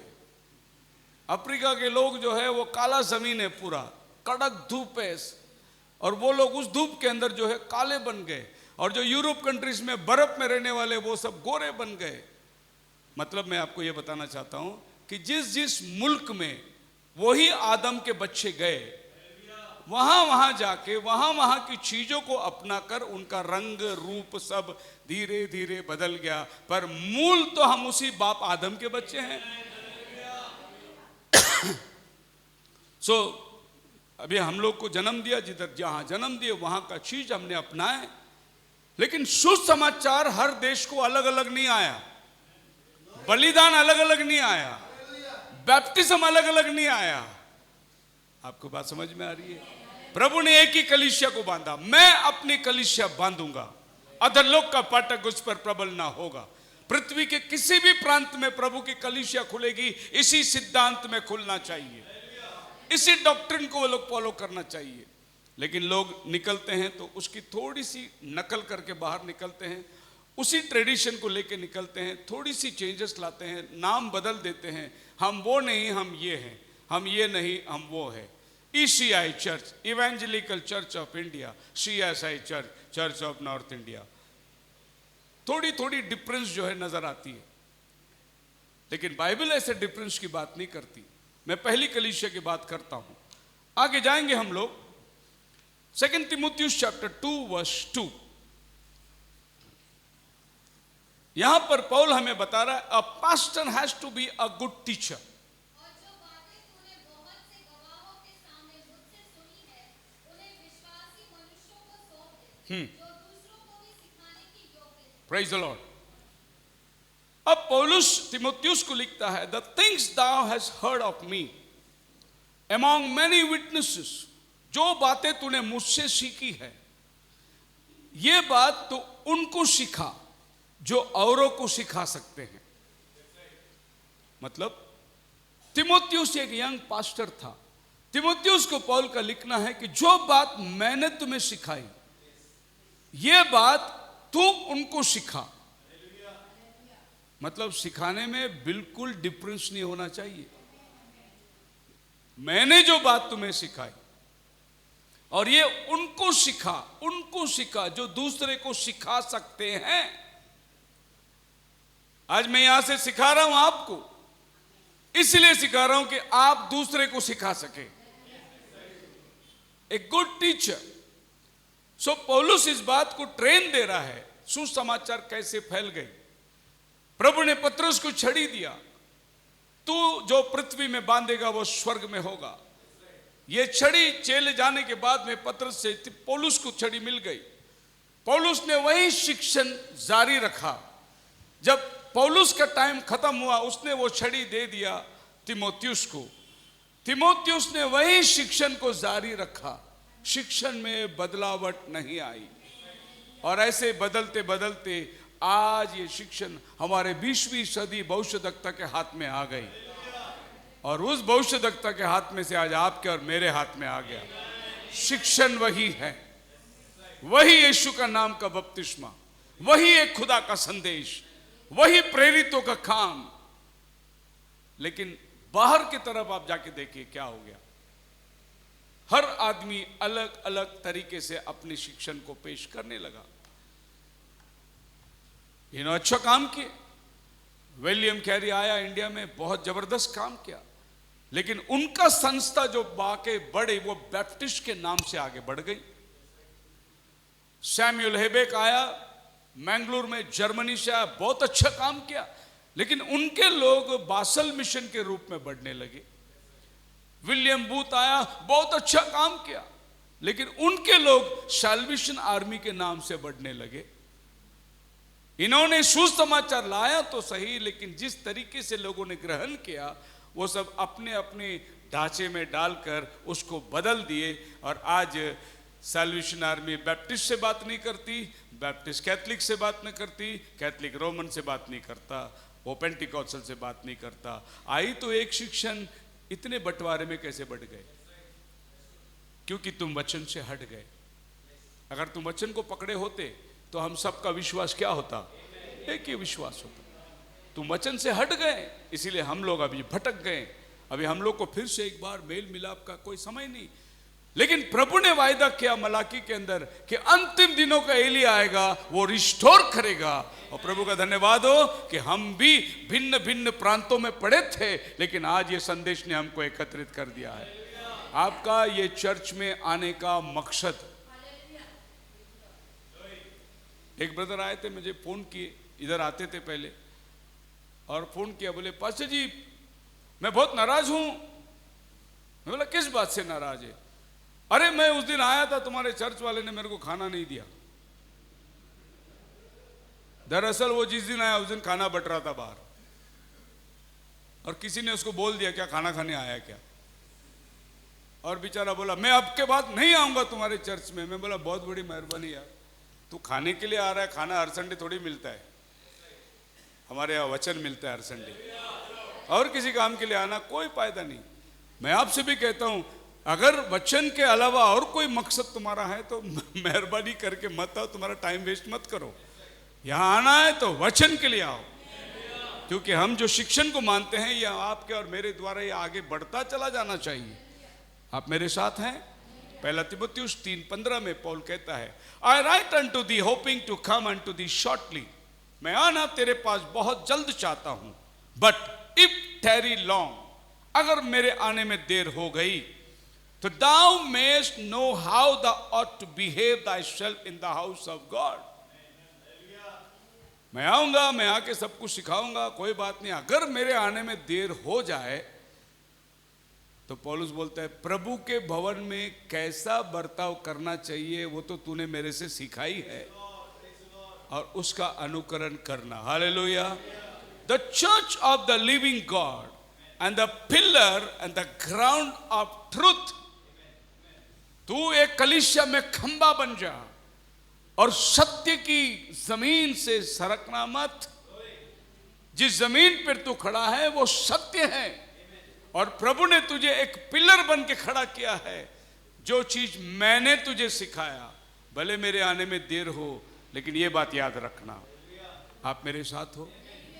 कल हम रहे ना रहे, शिक्षण यही होना चाहिए जो मैंने तुम्हें सिखाया। इनका उद्देश्य जो था वो मिनिस्ट्रिंग ऑफ द वर्ड के ऊपर मजबूत था। इनको और किसी बात से कोई मतलब नहीं थी। वचन का बहुतायत से, वचन की सेवा। The behave thyself in the house of God। Now what do you mean by behave? Behave का मतलब क्या है? क्या लिखा 15 वचन हिंदी में? बर्ताव करना। कैसा? बिहेव। हम लोग स्कूल में पढ़ते हैं, टीचर बोलते बिहेव योरसेल्फ। अगर स्टूडेंट ढंग का टाई वाई नहीं पहन के आया, पकड़ के कान पकड़ के बिहेव योरसेल्फ। बिहेव का मतलब जैसा तुम्हें प्रभु के भवन में उसकी रहन सहन, उस भवन के उठना बैठना, जो कुछ है उसको तू याद रखना। You have to behave yourself. Garden में नहीं बैठे हम लोग कि जैसे मर्जी आए तभी हम अपने मर्जी से उठ के जाएंगे, उठ के आएंगे। कभी किसी का फ़ोन बज जाए, मैं तो कहता हूं कि अगर तुमको 1 घंटा भी फ़ोन बंद करके नहीं रख सकते, तुम चर्च में मत बैठो, पहला काम करके आओ। तुम्हारा चर्च में बैठे बैठे तुमको रिंग बज रहा है, तुम भूल गए चर्च में आने के पहले तुम्हारा मोबाइल उस मोड में डाल के आओ जहां रिंग ना बजे। स्विच ऑफ कर दो, साइलेंट मोड में डालेगा तो भी वाइब्रेट होएगा, आपका ध्यान विस्मित हो जाएगी। मतलब बिहेव योरसेल्फ का मतलब क्या है? चर्च में तुम जैसे अपने आप को बर्ताव करते हो, वो बर्ताव तुम्हारा याद रखना। पौल बोलता है प्रभु का जीवित भवन है ये, और जब तुम यहां आते हो तुम्हारा बिहेवियर जो है, प्रेज द लॉर्ड, और आपका बिहेवियर जो है वो बिल्कुल सस्टेनेबल होना बहुत जरूरी है। सस्टेन होने का मतलब यह है कि एक दिन कर दिया दूसरा दिन नहीं कर दिया, तुम बराबर उस काम के अंदर लगे रहना। चर्च के अंदर अपना बर्ताव जो है वो बहुत उत्तम होना चाहिए। चर्च के टाइमिंग में हम लोग को बहुत जरूरी डिसिप्लिन को मेंटेन करना चाहिए। मैं आपसे कहता हूं अगर मैं भी लेट आऊं ना, मेरे को पुलपिट मत देना। जो भी भाई है इधर प्रीचिंग चालू कर दो, अपना टाइम को आगे लेके जाओ, वेट मत करो मेरे लिए। अगर मेरे को देरी हो गई तो, अगर मेरे को आखिरी प्रार्थना मिल गया तो भी मैं खुश हूं, आके प्रार्थना करके चले जाऊंगा। पर्पस नहीं करता हूं, पर्पसली नहीं करता हूं, हो जाता होगा, लेकिन मैं आपको बोलता हूं कि प्रभु के भवन में शिस्त को लाना बहुत जरूरी है, एक डिसिप्लिन को मेंटेन करना बहुत जरूरी है। आपको समझ में आया होगा। मैं साउंड सिस्टम का धन्यवाद देता हूं, अभी बड़ी बढ़िया चल रहा है, अच्छा जगह उन्होंने चुन लिया, एक सिस्टमेटिकली चल, नहीं तो पा पै फूं, और इसको मैसेज के अंदर इतनी डिस्टर्बेंस होती है आपको पता नहीं चलता। एक अच्छा स्पिरिचुअल लेवल में कॉन्ग्रीगेशन तैयार होकर आ रहा है, उसी टाइम पे वहां पर एक गड़बड़ चल रही है। सो चर्च में बिहेविंग बहुत जरूरी है। और मैं पता नहीं, मैंने चौकर को बोला ये संडे तू बैठ उधर, क्योंकि वो बंदा 15 साल से चला रहा है साउंड, उसको मालूम है, वो पहले सेंट जॉन के समय से लेके साउंड चला रहा है, उसको मालूम है तू क्यों बाहर खड़ा रहता है, क्योंकि दूसरा कोई तो बैठा है। अब दूसरा बैठेगा तो मैं नहीं बैठेगा। इसको बोलते हैं बिहेवियर। अगर दूसरा बैठा है, तुमको लगता है कि ये गड़बड़ कर रहा है, तो तुम जाके उसको बताना जरूरी है, ब्रदर ये ऐसा है, ये ऐसा करो, बताना जरूरी है। तुम बोलेंगे ना मेरे पास आएगा तो मैं बताऊंगा। Behave yourself. What do you mean by behave? अपने बर्ताव को कलीसिया में कैसे रखना, अपने बर्ताव को कलीसिया में कैसे करना। सो आप अपनी वजह से किसी और तरीके से वर्शिप के अंदर डिस्टर्बेंस को नहीं लाना है। मिनिस्ट्रिंग ऑफ द वर्ड, वचन की सेवकाई आने के पहले वर्शिप की सेवकाई इस स्तर तक आना है कि वो वचन को ग्रहण करने के लायक लोग हो जाना चाहिए। और दरअसल बात ऐसी होती है, जब भी समझो पास्टर नहीं है तो गड़बड़ी ज्यादा हो जाती है। जो मनमानी, जिसकी अपनी मर्जी, ऐसा नहीं होता। प्रभु के भवन में शिस्त पालना बहुत जरूरी है। अगर आप लिविंग चर्च के अंदर आपको अगर शिस्त नहीं होता, that is a pillar, a ground of truth, you are a pillar. आप एक खंबे हैं, अगर ये खंबा हिलेगा तो ये बिल्डिंग का क्या होगा? और प्रभु ने आपको खंबा बनाया है, आप हिलना नहीं चाहिए, आपको मजबूती बरतना बहुत जरूरी है। To stand firm. 1 Timothy chapter 4 verse 11, these things command and teach। इन बातों को लोगों को चिता और सिखा। ना तो कमांड एंड टीच दो अलग चीज है। कमांड का मतलब है अधिकार, टीच का मतलब है सिखा, मतलब अधिकार से सिखा। अब आपको सीखना है, क्योंकि यह परमेश्वर ने दिया हुआ कमांडमेंट है। He enjoins Timothy to teach these things. Everything he had addressed in his letters to the congregation. कलीसिया को कैसा चलाना है, कलीसिया की शिस्त क्या है, कलीसिया की पारंपरिक क्या है, ये सब उसने तिमोथियुस को खत में समझा दिया। एक लेटर पढ़ के वो कलीसिया को शिस्त में लेके आ रहा है। उन दिनों के मापित ऐसा नहीं था कि भाई पास्टर बॉम्बे से 4 घंटे में यहाँ आ गए। पौलुस बोलता है मेरे को आने में अगर देर हो जाए, मतलब 6 महीना साल भर बोट में सफर करते थे, ऐसे गाड़ी वाड़ी नहीं थी, ना जाने अगर मेरे आने में देर हो तो भी याद रखना मेरी पत्रियों को पढ़कर कलीसिया को एक अच्छी स्थिति पे तू लेके आने का, ये पौलुस का वार्निंग था। He goes on to say, आगे वो चलता है 1 तिमुथियुस 5:17 और 18 में, let the elders who rule well be considered worthy of double honor। जो लोग कलीसिया के प्राचीन हैं वे दुगना आदर के योग्य है। Praise the Lord. आप पास्टर का इज्जत करते हैं, उतना ही रेस्पेक्ट आपको एल्डर और डीकन का करना है। दुगना योग्य है वो लोग। हम लोग को पता नहीं, हम लोगों को कौन ये, अरे वो तो अपना साथ है, वो कौन सा एल्डर, लेकिन वो कलीसिया के एल्डर है, दिस अ पिलर। आपको रेस्पेक्ट करना बहुत जरूरी है। अगर आपको एल्डर ने बोला ये बात ऐसा है तो तुमने उसको मानना जरूरी है, क्योंकि बाइबल कहता है तुमको उसको रेस्पेक्ट करना है। अपनी मनमानी नहीं कर सकते तुम। और अगर आपको कुछ करना है तो एल्डर के परमिशन के बाद कर सकते हो। और एल्डर के द्वारा, specially those who work hard at preaching and teaching, the labourer is worthy of his wages. आदर जो चीज है वो पौलुस कहता है कि एक मजदूरी का जैसा मजदूरी, एक मजदूर जब काम करके उसको वेतन मिलता है, वैसे ही एक एल्डर को रेस्पेक्ट मिलना वो उसका वेतन है, उसका आदर है वो। और आप उसका आदर करना बहुत जरूरी। सबसे पहले तो आपको उम्र का लिहाज रखना जरूरी। सामने वाला आदमी मुझसे उम्र में कितना बड़ा है इसका एहसास करना पहला चीज है। इधर कोई भी कुछ भी किसी को भी बोल देता है, नहीं, सामने वाला आदमी कितना उम्र में आपसे बड़ा है। अगर आपने ये नहीं सीखे तो स्कूल में सिखा दे, बचपन में माँ बाप ने सिखाया, ये चीज नहीं सीखा तो आप चर्च में क्या सीखने वाले हैं। उसके बाद उसका पद, वो ये चर्च में एक एल्डर माना जाता है। अगर कोई ब्रदर आपसे, ब्रदर कंट्रीब्यूशन इस महीने का आपका नहीं आया बोला, तो ये मत समझना कि वो पैसे के पीछे है, वो तुम्हारे से मांग नहीं रहा है, वो प्रभु की सेवा कर रहा है। Is working hard and you have to respect him. तुमको उसका आदर करना है। वो अपने घर के खर्चे के लिए नहीं मांग रहा है। आप मेरे साथ हैं? कल एक ब्रदर आए थे मेरे पास, वो बोले कि मैं बॉम्बे में चला गया था, एक आदमी को हॉस्पिटल में लेके गया और हॉस्पिटल में काउंटर में बैठे हुए बोले क्या ये क्या टाइम है क्या आने का। उस ब्रदर ने कहा कि मैं तेरे घर में थोड़ी आया, हॉस्पिटल में आया हूं मैं। तू ऐसा बात कर रहा है ये टाइम आने का, मैं जैसे तुम्हारे घर में आके तुमको डिस्टर्ब किया। तुम ड्यूटी में बैठे हो, मैं हॉस्पिटल में आया हूं।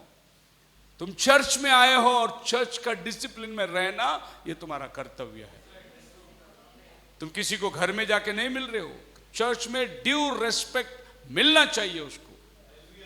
हर रेस्पेक्ट हर व्यक्ति को अपने स्थान पर मिलना बहुत जरूरी है। सबके साथ में प्रेज द लॉर्ड करके जाओ, सबसे मुलाकात करके जाओ, सबको ड्यू रेस्पेक्ट देके जाओ, सबके साथ में मेल मिलाप बनाए रखो। That is the behaviour of the church. कलीसिया का ऐसा स्वभाव होना चाहिए। अगर ये स्वभाव को तुम पालन नहीं कर सकते तो तुम कलीसिया के अंदर आकर कोई फायदा नहीं। आप मेरे साथ हैं? 1 कोरिन्थियंस चैप्टर 14 वर्स 26। पहला कलीसिया कोरिन्थियों के अंदर पौलुस कुछ करेक्शन को लेके आ रहा है। अब इन करेक्शन को देखकर हम अपनी करेक्शन थोड़ी करेंगे। हे भाइयों, हाँ, जब तुम इकट्ठे होते हो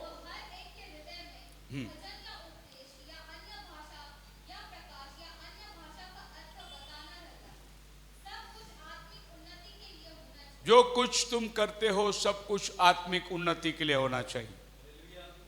बजा रहे हो आत्मिक उन्नति के लिए, गा रहे हो आत्मिक उन्नति के लिए, कुछ काम कर रहे हो आत्मिक उन्नति के लिए।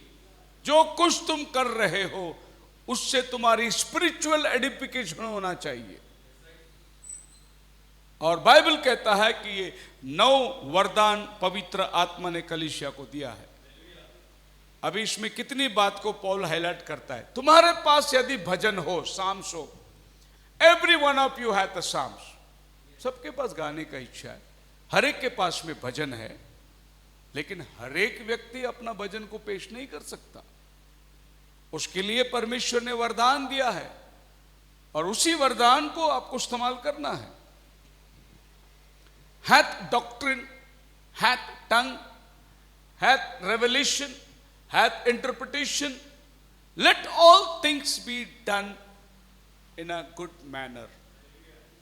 अब क्या हो रहा था कोरिन्थियों की चर्च में? कभी तो आदमी बीच में उठ के भविष्यवाणी कर देता था, जैसे भविष्यवाणी खत्म हो गई एक आदमी आके भजन गाने शुरू कर देता था। भजन खत्म हो गई दूसरा आदमी आके गवाही देना शुरू कर देता था। तो पौलुस बोल रही है क्या कर रहे हो तुम? शिष्ट बनाओ, क्या टाइम पे क्या करना चाहिए वो टाइम पे वही काम करो। यही तो पौल बोल रहा है। एवरीथिंग डन बी एडिफाइंग, सिस्टमेटिकली करना है। इसीलिए हम लोग चर्च शुरू करते, जो ब्रदर आते पहला भजन संहिता पढ़ते, हम लोग सब उसके लिए खड़े हो जाते आदर के लिए। भजन संहिता पढ़ने के बाद उसके लिए प्रार्थना करना है, आज की आराधना के लिए प्रार्थना करना है। उसके बाद में आपको वर्शिप में लीड करना है। फिर अगर कोई टेस्टमनी हो तो आपको टेस्टमनी का समय देना है। टेस्टमनी आपका जेन्युइन होना बहुत जरूरी है। टेस्टमनी हमेशा प्रूफ के साथ होना जरूरी है। मैं हॉस्पिटल में गया था, मैंने प्रार्थना किया, उधर चंगाई मिल गया, प्रभु का धन्यवाद हो, सारा महिमा खुदा को दे, अच्छी बात है, ये तुम्हारे लिए अच्छा है।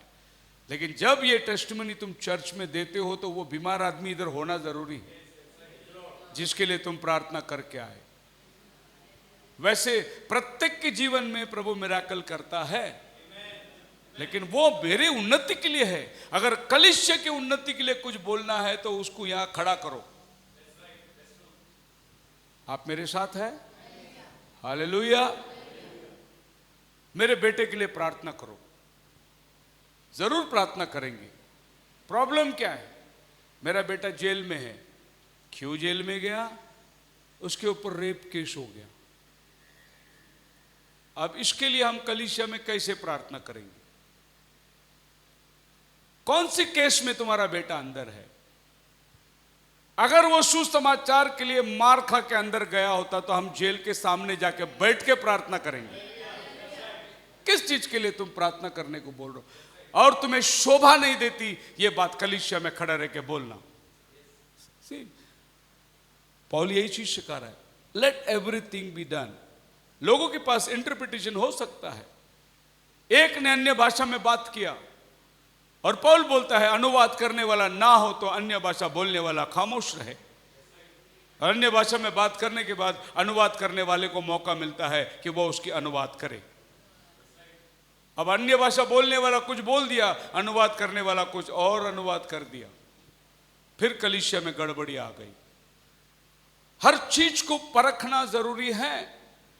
अगर अनुवाद कर दिया तो अन्य भाषा बोलने वाले को आत्मा बताएगा इसने सही अनुवाद किया। बहुत सी बार अंग्रेज ट्रांसलेशन करते हैं, हिंदी में ट्रांसलेशन हो रहा है, लेकिन हिंदी वाले ने अगर बराबर ट्रांसलेशन नहीं किया तो अंग्रेज बोलने वाले को समझ में आता है कुछ तो गड़बड़ कर दिया इसने। वो उसको रिपीट करता है। वो आदमी नहीं समझा, पवित्र आत्मा उसको बता रहा है इसको वापस बोल, ये नहीं समझा। क्योंकि एक ही आत्मा वरदान को देता है और वो आत्मा आपको अगुवाई करना ही चाहिए। उसको समझ में आएगा ये गलत बोल रहा है। हाँ, लेकिन अगर आपको रीति निभाना है तो फिर आप चलते जाओ, कुछ भी बोलते जाओ, कुछ फर्क नहीं पड़ेगा। कभी कभी मैंने ये भी देखा कि अंग्रेज बोल रहा है और पास्टर अपने कलीसिया के हिसाब से उसको ट्रांसलेशन कर रहा है। और अंग्रेज बोल रहा है कि मैं ब्रदर ब्रैनम के साथ में 10 साल था ट्रांसलेशन कर। देखो ब्रदर ब्रैनम कुछ नहीं। अंग्रेज बोल रहा है मैं ब्रदर ब्रैनम के साथ 10 साल सेवकाई में था और ये बोल रहा है देखो ब्रदर ब्रैनम का सेवकाई गलत था। ट्रांसलेशन। कलीसिया आमीन बोल रही है क्योंकि कलीसिया ने उस बात को समझा ही नहीं। कई जगह पास्टर लोग गवाही देते हैं, बोलते हैं, कलीसिया को मालूम ही नहीं पड़ता पास्टर बोला क्या।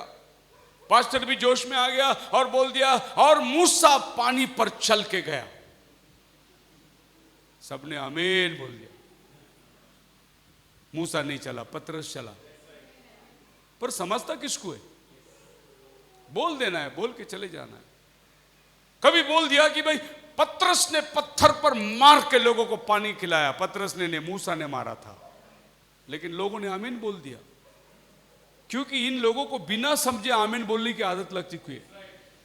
कुछ समझे ना समझे 2-2 मिनट में जोर का आमीन बोल रहा है। तुमने रिसीव क्या किया?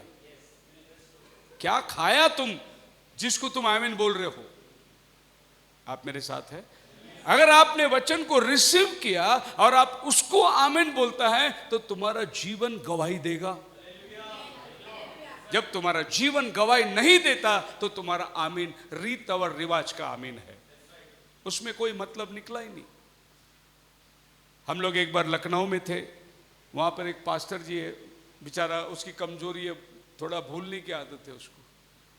और मैं भी बैठा हुआ था, हमारे पास एक और दिल्ली के पास्टर आए थे और वो रहते हैं उधर कुतुब मीनार के पास रहते।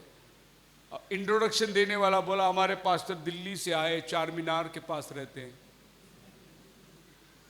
अब दिल्ली में चार मीनार है ही नहीं, चार मीनार हैदराबाद में है। तो नीचे से पास्टर बोल रहा है, चार मीनार नहीं, कुतुब मीनार। सॉरी पास्टर जी, कुतुब मीनार। आदत है भूलने की, बोल देते हैं कुछ भी जो मुंह में आए, क्योंकि वो जो चीज है उसको मेंटेन कर रहा है। कभी कभी मैं भी गाना गाता हूं, शब्द नहीं मिलता, मैं कुछ और चीज गा के खत्म कर देता हूं गाना। मेरी वाइफ बोलती है गाना नहीं आया, क्या गाया? अरे गाया कुछ भी, प्रभु की तारीफ किया ना। शब्द नहीं आया करके गाना छोड़ के थोड़ी बैठता हूं, नहीं, गाना कंप्लीट कर देता हूं। पहला अंतरा नहीं, दूसरा अंतरा आ गया, दूसरा अंतरा का, तीसरा अंतरा का, कोई बात नहीं, गाना कंटिन्यू करो। वो जो जगह को तुम संभाल रहे हो उसको अच्छी तरीके से पूरा कर दो। आप मेरे साथ हैं? The gift of wisdom, the gift of knowledge, the gift of faith, the gift of healing, ये सब परमेश्वर ने तुमको दिया हुआ वरदान है। और ये वरदान प्रभु ने अपनी महिमा के लिए तुम्हें दिया है। अगर भाई तबला बजा रहे हैं तो ये प्रभु ने दिया हुआ गिफ्ट है। और ये गिफ्ट अगर प्रभु ने दिया है तो ये गिफ्ट प्रभु के लिए इस्तेमाल होना चाहिए।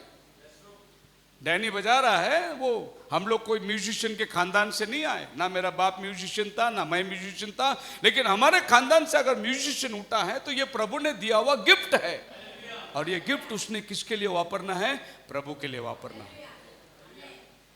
इसीलिए प्रभु वरदानों को देता है कि तुम उसकी महिमा के लिए वरदान को इस्तेमाल करो। अगर किसके पास अच्छी ज्ञान की बातें हैं, आप आओ, चर्च में खड़े रहो, बताओ आप परमेश्वर की महिमा के लिए कि जो वरदान प्रभु ने आपने दिया है उस वरदान के द्वारा आप प्रभु की महिमा करो। The gift of discernment, the gift of miracle, the gift of speaking in tongues, let everything that is law and order should be maintained. स्थिति जो है कलीसिया के अंदर बनाए रहना। 1 Corinthians chapter 14 verse 26 में पॉल कहता है, how is it, brethren, when you come together, every one of you hath a psalm, hath a doctrine, hath a tongue, hath a revelation. Brother, सबके पास कुछ ना कुछ उन्माद तो होता है, सबके पास कुछ ना कुछ बोलने के लिए होता है, लेकिन क्या आपको मौका दिया बोलने के लिए? आपको गाने के लिए मौका दिया गया? तो आप लोग क्या करते हैं, उसी में आप 33 में आ जाओगे तो पॉल कहता है कि अगर ऐसा हो जाए, आप डिसिप्लिन को नहीं मेंटेन करोगे, for God is not a author of confusion but of peace. परमेश्वर गड़बड़ी का नहीं, शांति का श्रोता है। कलीसिया में गड़बड़ी नहीं होनी चाहिए। आप मेरे साथ हैं? मैं प्रभु का धन्यवाद देता हूं कि आपको प्रभु का वरदान है, तो आप प्रभु की महिमा करिए, जरूर करिए, अच्छी बात है। अगर आपके पास गिफ्ट नहीं है तो उस गिफ्ट को आप इस्तेमाल मत करो। एक ऑर्डिनरी बिलीवर बन के रहना भी एक बहुत बड़ा गिफ्ट है कि मैं कलीसिया का एक सदस्य हूं। यह जरूरी नहीं कि हर आदमी ने आगे आना है, माइक लेना है, हर आदमी ने गाना गाना है, नहीं, जरूरी नहीं। मैं बहुत सी बार गाना गाता हूं, अल्टर सॉन्ग गाता हूं, और मैं अल्टर सॉन्ग जब गाता हूं तो और कोई आदमी गाना नहीं चाहिए, माइक में नहीं गाना चाहिए। आप वैसे गा सकते। अगर आपने माइक में गाना गया तो मेरे को डिस्टर्ब होता है, मैं देखता हूं या अलग से आवाज कहां से आ गई। और एक बात समझ में आना, अगर मैंने आपको देख लिया तो माइक नीचे रख दो। आपने मिस्टेक किया, इसीलिए मैं आपको देख रहा हूं। अगर आप परफेक्ट है तो मैं आपको नहीं देखूंगा, मैं प्रोत्साहन करूंगा, गाओ करके बोलूंगा, लेकिन जब मैंने आपको देख लिया तो समझना मेरे से गलती हो गई। इसीलिए पास्टर ने मेरे ऊपर नजर मारा, माइक नीचे रख दो। क्योंकि तुम्हारा टेम्पो और हमारा टेम्पो, देखो गाना गाते बहुत अच्छे लोग हैं, लेकिन गाना, अरे मैं आपको बता रहा हूं कि गाना गाने से कई लोगों को ताली भी बजाना नहीं आता, और वैसे आदमी के बाजू में आप बैठ के गाना गाओगे तो आप गाना भी नहीं गा सकते। जय जय प्रभु यीशु की, जय जय प्रभु यीशु की। गाना कहीं जा रहा है, ताली कहीं जा रहा है उसका। इसको खाली इतना मालूम है, 1 सेकंड में ताली ऐसा आना चाहिए, उतना ही मालूम है उसको। गाना किधर भी जाए, खड्डे में जाए गाना। और ऐसे आदमी के बाजू में आप बैठोगे तो गा ही नहीं सकते आप। Behave yourself. जब तक आपको चर्च से अनुमति नहीं मिलता, सिस्टर गीत गाएंगे, ब्रदर गीत गाएंगे, तब तक माइक हाथ में मत उठाना। इसके लिए मैंने स्ट्रिक्ट वार्निंग किया, एक ही माइक रहने दो, वो मेरे पास रहने दो, बाकी सब माइक बंद करो अभी। क्योंकि मैं जिस दर्द से गाना गाता हूं वो दर्द से आप नहीं गा सकते। मैं 1-1.5 घंटा इधर खड़े रह के चीख रहा हूं और मैं उस अभिषेक के अंदर वो गाना गाना चाहता हूं, और तुम माइक लेके धीरे से कहीं तो कुछ बोल रहे और वो मेरे कान में पड़ रहा है और मुझे गाने को नहीं हो रहा है। आप देखे होंगे बहुत सी बार मैंने आधा आधा गाना छोड़ के उतर गया, क्योंकि लोग गाने ही नहीं देते। आप नहीं गा सकते, वो मेरा अपना वरदान है और मेरा गिफ्ट मैं ही अपने प्रभु को अच्छी तरीके से दे सकता हूं। दूसरा, मेरा अगर कोई नकल करना चाहे तो नहीं होगा। मैं दूसरे ब्रदर का नकल नहीं कर सकता हूं। जो गिफ्ट प्रभु ने मुझे दिया है, मेरे अपने गिफ्ट में मेरे को खुदा की तारीफ करना है। एक बार हम दिल्ली में गाना गा रहे थे, अल्टर सॉन्ग था, और हमारे ब्रदर जो है दिल्ली के बहुत मास्टर ऑर्गन वाले भाई रीजनल बैठे हुए थे, और मैंने गाना स्टार्ट किया अल्टर कॉल, मेरे पंजाब में होगा। जैसा मैंने गाना स्टार्ट किया, ब्रदर वहां से इशारा किया, नहीं नहीं नहीं इतना ऊंचा मत गाओ, मत गाओ इतना ऊंचा, इशारा कर रहे हैं, नहीं नहीं बहुत बहुत ऊपर है। मैं इशारा किया, मैं गा लूंगा। बाद में वो बोले, भैया आपने जो स्केल में गाना उठाया तो बदन में कांटे आ गए कि तुम आगे जाओगे कैसे, कि वो मेरा गिफ्ट है। हालेलुया। पत्थर बोल उठेंगे, पत्थर बोल उठेंगे। ऑर्गन वाला परेशान हो गया, T T T T T T, भाई भाई कहां पकड़ू तुमको। मैं बोला परेशान मत हो, गर तुम खामोश रहोगे तुम पत्थर बोल उठेंगे। वाह, मिल गया उसका। अरे भाई भाई अभी गाने दो, मजा आ गया। ये मेरा अपना गिफ्ट है। जब कोई आदमी मेरे गिफ्ट में एंटर कर दूंगा तो मेरे को दिक्कत हो जाती है। बिहेव योरसेल्फ, अपनी वरदानों में अपने है। देखो, हर एक आदमी को शौक है, हर आदमी चाहता है कि भाई मेरे हाथ में माइक मिल जाए, मैं भी दो गाना, मैं भी कुड़ी, हर एक को शौक है। यहां खड़ा रहना बोलने से सबकी इच्छा है, लेकिन आपको कलीसिया की स्थिति को मानना बहुत जरूरी है। They were not interested in showing or learning or edifying, but only self expression and self glory. ये चर्च को पॉल करेक्शन करता है। तुम्हारे पास भजन है, तुम्हारे पास इंटरप्रिटेशन है, तुम्हारे पास टंग्स है, तुम्हारे पास हीलिंग है, सब सभ्यता से करो। क्यों बोल रहा है? क्योंकि हर आदमी का ये इच्छा था कि मैं भी आके कुछ करके दिखाऊं, और इसकी वजह से लॉ एंड ऑर्डर डिसिप्लिन के अंदर से खत्म हो रही थी। और इसको शिस्त में लाने के लिए पौल कहता है, पवित्र आत्मा को अध्यक्ष बनाओ और बारी बारी करके तुम उस काम को करते रहो। Just for the edification, everyone want to attention and preeminence by the way. हर आदमी की ये इच्छा थी कि भाई मैं सीन में आ जाऊं, मैं सीन में आ जाऊं। कभी कभी कुछ लोगों की आदत रहती है, कोई मतलब ही नहीं, वो फिर भी स्टेज में घूमते रहेंगे। प्रोग्राम में देखिए, एक बार ऐसे एक आदमी बड़ा जोर में प्रचार कर रहा था और पीछे से एक आदमी यहाँ वहाँ आदमी घूम रहा था। कभी पर्दा उठा के यहाँ देख रहा है, कभी वहाँ देख रहा है। तो ये प्रचारक ने उसको पूछा, भाई क्या क्या हो गया, तुम ढूंढ रहे हो यार? उसने बोला, जिसने तुमको लाया उसको ढूंढ रहा हूं।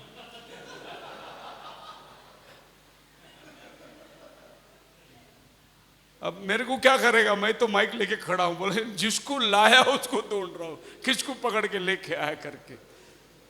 जस्ट फॉर द अटेंशन, लोगों का आकर्षण ले जाना।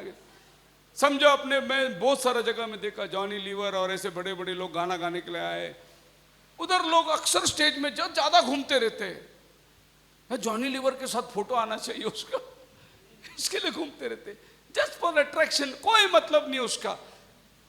चर्च अट्रैक्शन का जगह नहीं है।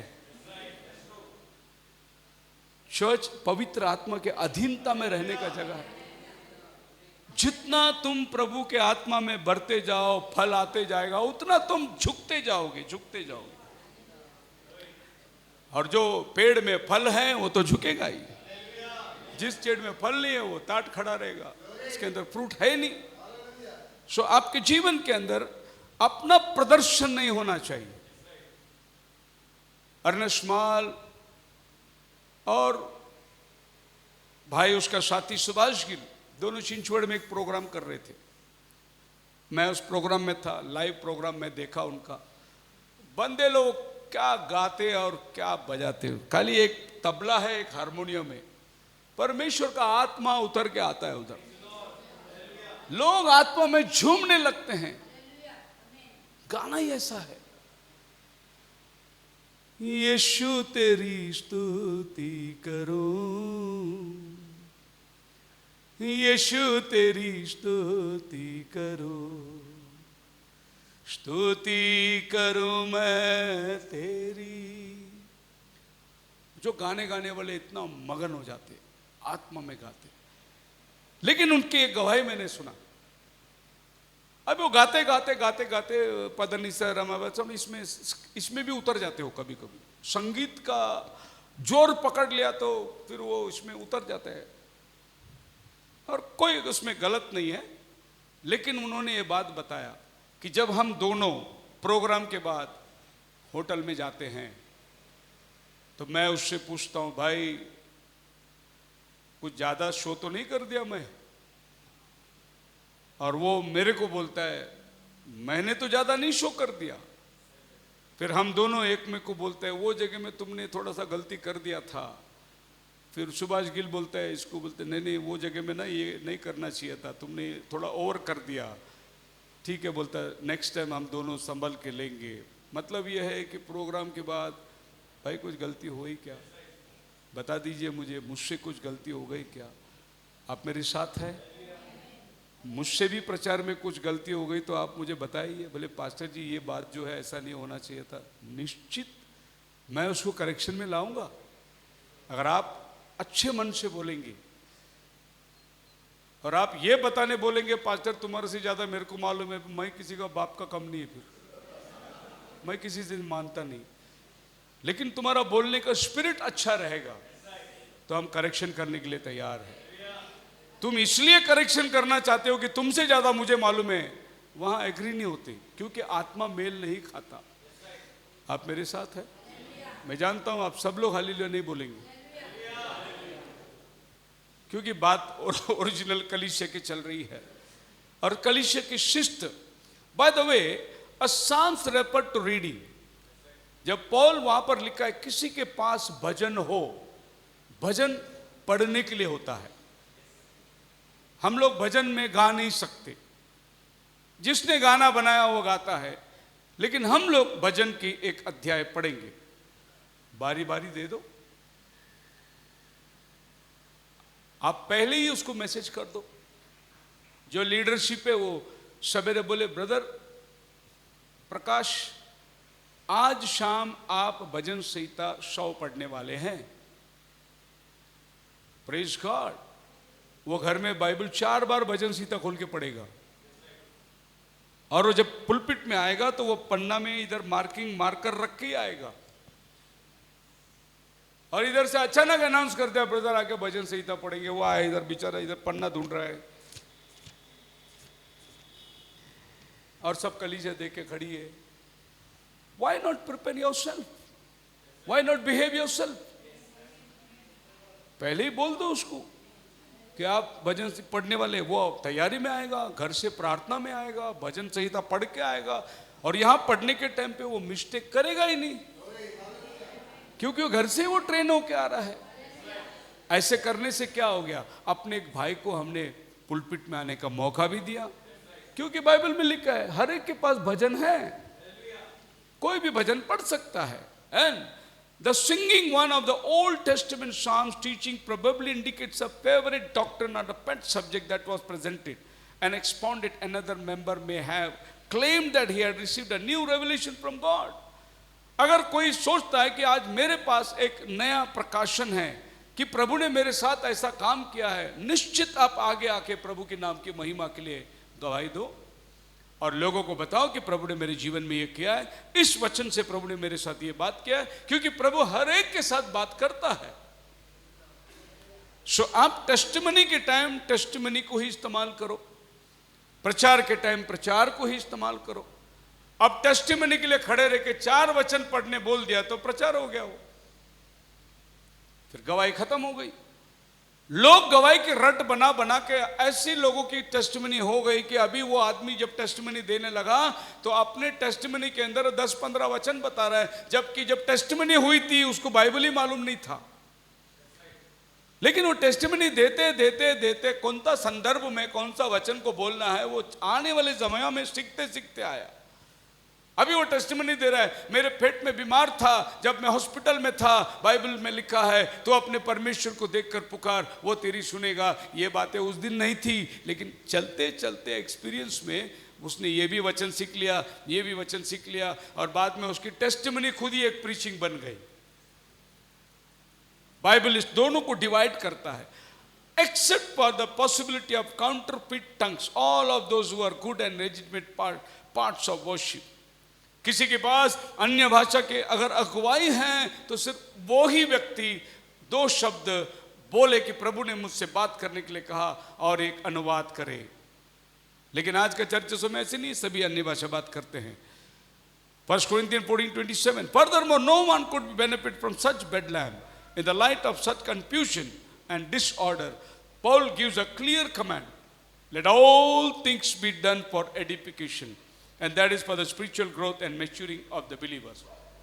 हर एक चीज आत्मिक उन्नति के लिए होना है, और आत्मिक उन्नति के द्वारा हम सब मिलकर प्रभु की महिमा कर सकेंगे। खुदावन आपको आशीष दे। प्रार्थना के अंदर जाएंगे।